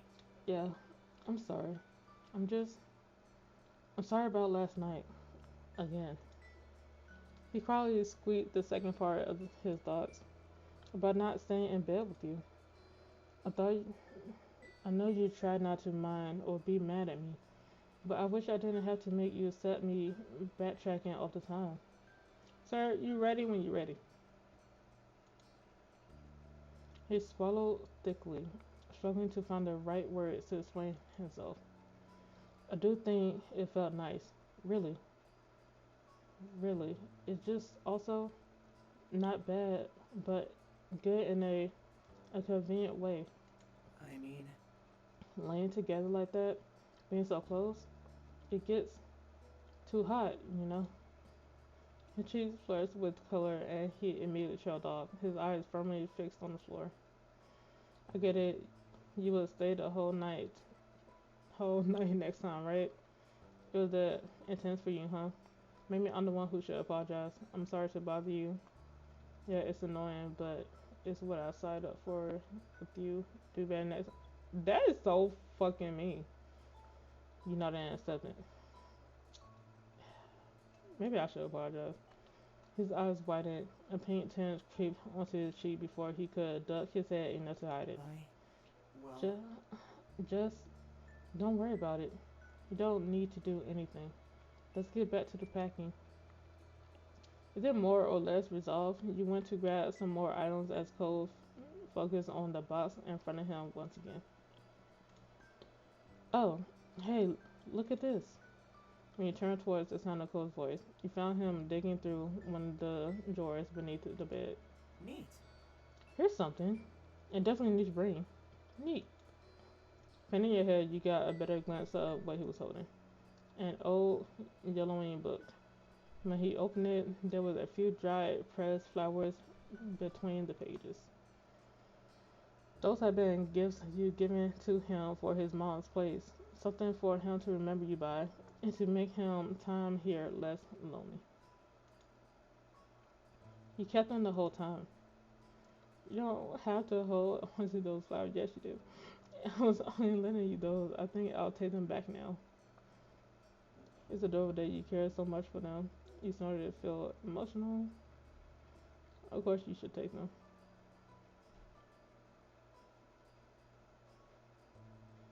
It's adorable.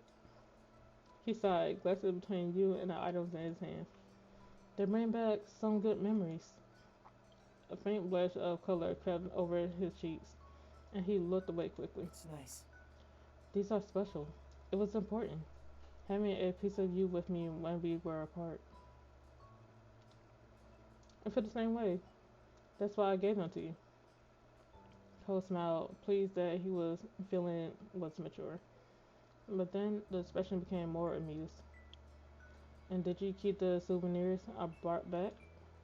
Of course. Nope, you said jokingly. No, you said honestly. Nope. He shook his head with a grin. Thanks. Another hour passed by in silence. You were happy to see you were making great progress with Cole's room, with only the closet left to sort through. It took a minute to take a mouthful of water from your bottle and perch on the edge of the bed, feeling productive. Cole glanced over at you and paused, putting down the tape gun he had been using to seal up his boxes. He raised an eyebrow. You know, it's really strange to see you sitting in this room. Why? He frowned a little, his eyes distant and his voice quiet when he spoke next. That's. During the visits to Mom's, when I was sitting alone in this room, I sometimes think about how you weren't here. It was a weird feeling at the time that you just weren't around, that you are here. And now that you are here in this exact place, it's, I don't know how to explain the feeling. He shrugged it off and smiled a little. as though he said enough already, and didn't want to risk sounding silly. Life is pretty confusing, is all. I didn't know you thought about me when you were away. That's true. Life makes no sense. I miss you so much when you were gone. I miss you. His brow crinkled as he looked at you solemnly. His eyes brightened with emotion. I miss you too, all the time. It made you feel a little better to know that somehow, to know that when you were stuck at home, missing his company, that he was missing yours too. He looked away satisfied, heading over to the closet and the last of the items to be stored. Before long, every box, closet, and drawer had been thoroughly combed through, with the items either neatly packed up in boxes or organized and returned to their proper place. With a sigh of relief, you glanced around the bedroom and the work you had done together. All right. We're done. Good job to us. I'm gonna change out of my PJs for the drive. Yeah. When the two of you headed out into the living room, ready to get everything finalized and hit the road, you found Kyra in the kitchen pouring a cup of tea. Hope headed towards her, leaning casually against the counter that divided the two spaces. Hey, you didn't have to get up so early. Come on. Come on, are you crazy? Of course, I had to see you off before you go. You can't sneak away while I'm in while I'm out cold. Goddamn. She breathed at him, and in all honesty, seemed more than happy to be up and getting ready for the day. Do you want some breakfast? I guess I'm muesli. What the fuck is muesli? Or eggs and toast? Oh, and some of that fruity cereal you used to love. Fruit Loops, Albert X. That's okay. We should really eat on the road. Hera smiled sadly, a little disappointed, but she seemed to understand that your time was running thin. I thought you might say that. In that case, I'll pack you some snacks for the road. What do you think? Even if you don't end up eating them, take it anyway, just in case. You can always feed them to Cliff when you get home and tell him I said hi. She is gorgeous. Cole laughed and shook his head, knowing his dad would love nothing more than to pass off whatever food Kyra had prepared for you. Thank you. Thanks, Mom. You really didn't have to. Thank you for the snacks. That's enough for you to organize this for us. It must be a mom thing to know stuff like that. I'll definitely eat whatever you pack. He smiled quietly. We eat it.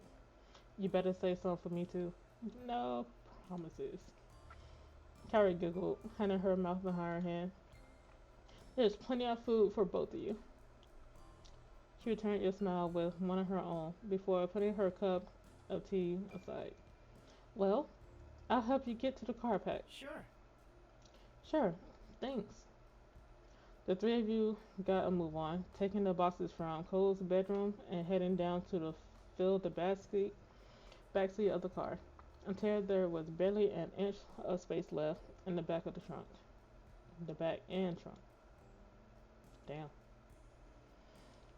With all of you helping, it only took a couple of trips to move everything, and you were done before you knew it. Then it was truly time to say goodbye. You could you convened back inside the apartment when Kyra looked over the two of you with a quiet smile. It was great to see you both. Thank you for coming. She gave each of you a hug, and you felt a little sad that you hadn't been able to spend much more time with her. It was good to see you, Maud. Cove embraced her in return, the two of them holding onto each other for a few seconds longer. I'll miss you, but I'll visit soon. Of course. Of course, you better. Hey, we should make plans for you to visit us too. I'll let you know when it's settled. I love that. Kyra bundled all the stuff she prepared into the bag and handed them over to you. You took a quick peek at what she packed inside. There was fruit, nuts, seeds, hard-boiled eggs, and some veggie sticks. Cool. Oh, good to see we got some fresh food options now. The snacks I brought weren't. Kyra shook her head at him and let out a soft laugh, as though she wouldn't have expected anything else. I seriously hope you're feeding yourself better than that at home. Yeah, of course, just not on trips. I can live with that then. She looked over him fondly, her eyes at last focusing on his face and filling with emotions. I'm going to miss you, baby. Me too. Me too. Thank you for letting us come. We'll all be together again before you know it. You didn't know what to say. We'll be together again. I hope so. Her put an arm around you both, pulling you in tight to her sides for one final squeeze. Bye. Have a safe trip. We will. At the last goodbye, you exited the apartment. Though Cove hesitated for a moment in the door, his expression distant. You weren't sure what he was doing, though you tentatively took a step towards him. Everything okay? The voice seemed to bring him back to earth, and he shook his head to clear his thoughts. His green hair swaying from side to side. Come on. Yeah, let's go. With that, the two of you headed back down to the car, ready to make the long trip home. Soon enough, you were on a wide open road with the car full of cold things and only one destination. Sunset Bird, California. Oh, California. California girls. The drive went as smoothly as could be expected, with the morning slowly creeping into midday as the miles flew by. After a while, you switched places with Cub and took over driving for a couple hours. The day flew by in a weir of open road and sunshine, where before you knew it, it was early afternoon. By that point, you had already crossed the state line. Cove announced that he planned a little stop on the way home. He was quite pleased with himself as you arrived at the Redwood National Park. Oh my god, we going back to the park. Shaded beneath a canopy of enormous redwood trees, you drove along.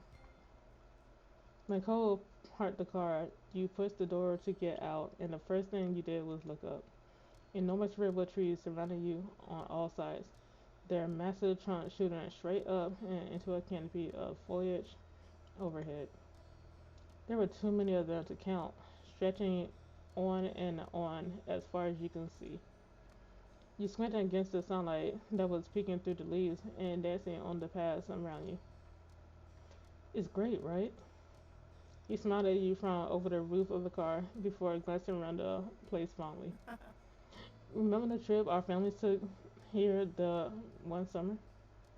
It was cool going on a journey and seeing the forest in person, even if we didn't stay very long. So, And I guess we could stay for even less this time. But, oh well. I know you didn't have a super good time then, but I thought maybe you'd be able to enjoy the park now. It just seemed like a good time to stop by.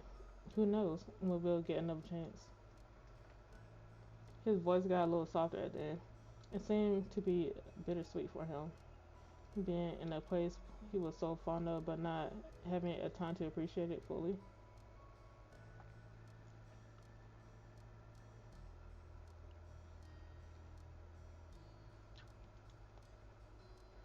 Yeah, please stopped here. You felt pretty good about being here.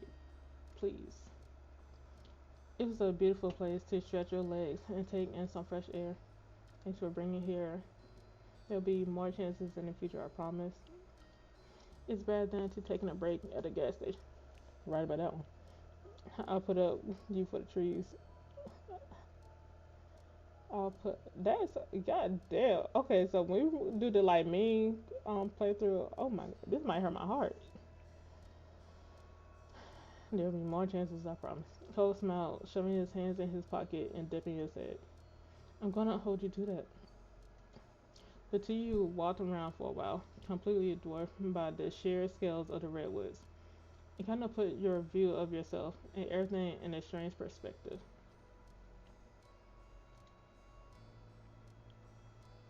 You took in a lungful of clean, fresh forest air, listening to the sound of bird songs and the cool breeze rustling through the umbrellas, taking advantage of the space to move around freely.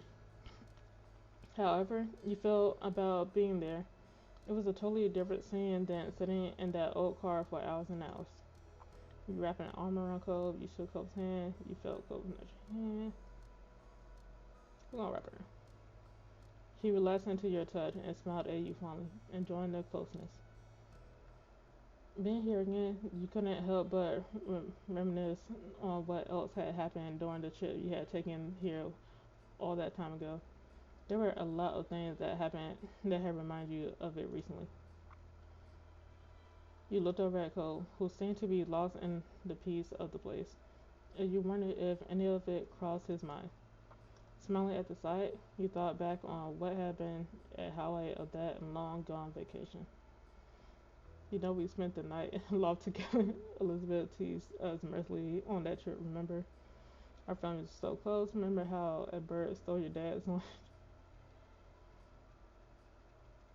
Our family is so close. Back then and still now, we've done so many things together. Cole chuckled and shook his head, just as you were thinking back on how your families had started to come together. Yup, which is one big happy, big happy neighborhood, huh? What voice did I just do? You continued chatting about the trip a little while longer, and about the things you had seen and done, and even eaten. A lot of the memories Cove had of the trip were similar to yours, but you were also surprised to hear of a few things from his point of view.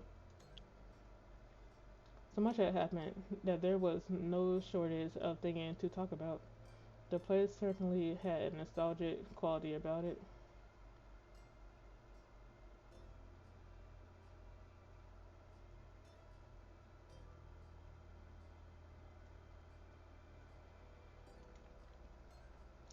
Your spirits were light as you ambled past information boards and picnic areas. But before long, you decided it was time to bring this short stop to an end and head back to the car to get on the road again. On the road again. Colt sighed when you finally reached the vehicle, jangling the keys in his hands before unlocking the doors. Well, I wish we didn't have to go, but we're going to be responsible and not stay longer than we should. How grown up of you. He smiled slightly, and with that, the two of you jumped into the car, buckled in, and he put in and drive.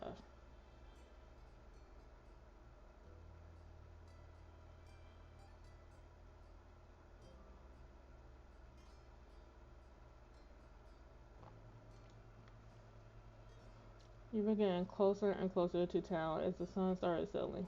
Though we're still far enough away that the radio station were unfamiliar to you. What is it? Take a screenshot. Somebody take a screenshot. I want to see her. Cole twisted the dial this way and that before stumbling onto a channel with a song he seemed to like. That was a rare gift from the face in a sea of static, strange radio jockeys, and grating tunes. His face immediately brightened at the sound of it. He drummed his fingers along the bottom of the steering wheel happily. Sitting back in the seat, he popped his head along in the time to the tune. You smiled, you chuckled slightly, you shook your head, you sang along, you gonna sing along. Cole raised a pleased eyebrow at your vocalization. Emboldened by you, Cole decided to do a little lip singing. Every now and then a part would be stumbled over, and by the end you were both laughing too much to continue. The song ended and Cole reached over to start cycling through the radio station again.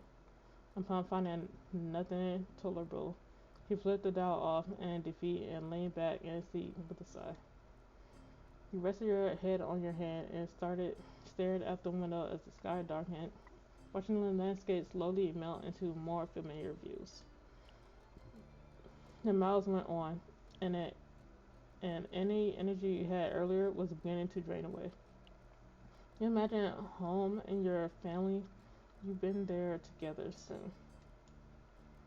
You know, I spent all these years living in Sunset Bird and taking a few weeks each summer visiting my mom in that second room. That's not gonna happen anymore. Not really. I mean, I can still see my parents, but the way it all works between us has changed forever. He paused, the silent stretching. A serious look settled on his face. his thoughts far away.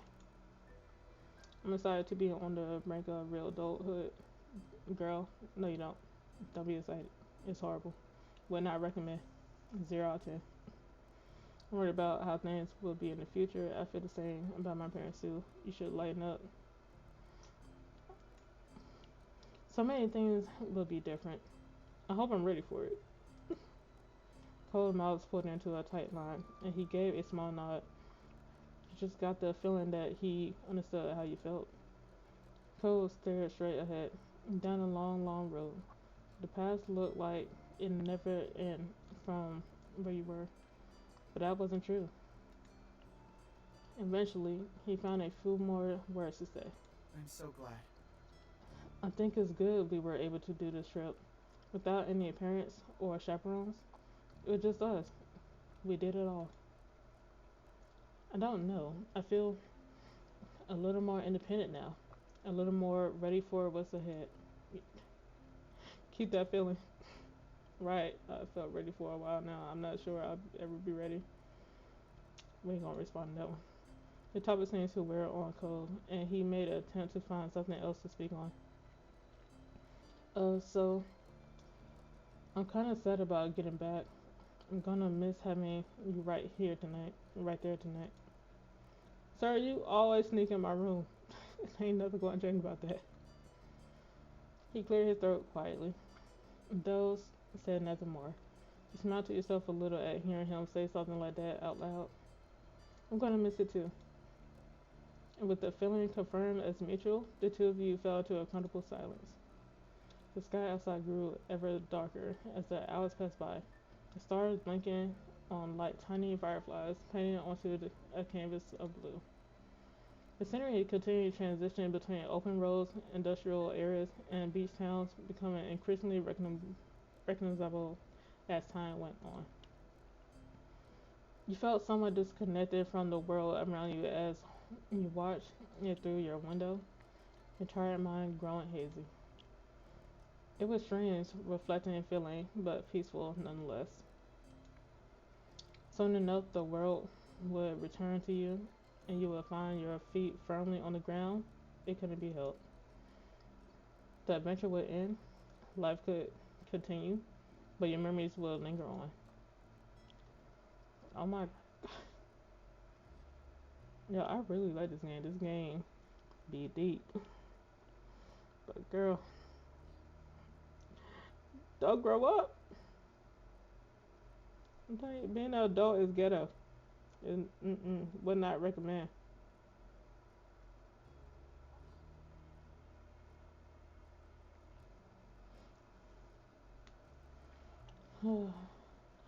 But guys, I have to call it. Then the last time I played this was June 11th. Yeah, see, it's been a while. I can't believe I was playing this so like back to back, and I took a long break from it. Yes, we're going over it now. June, 3 months. What, over 3 months? Was it did say June, right? Cove. Until next time.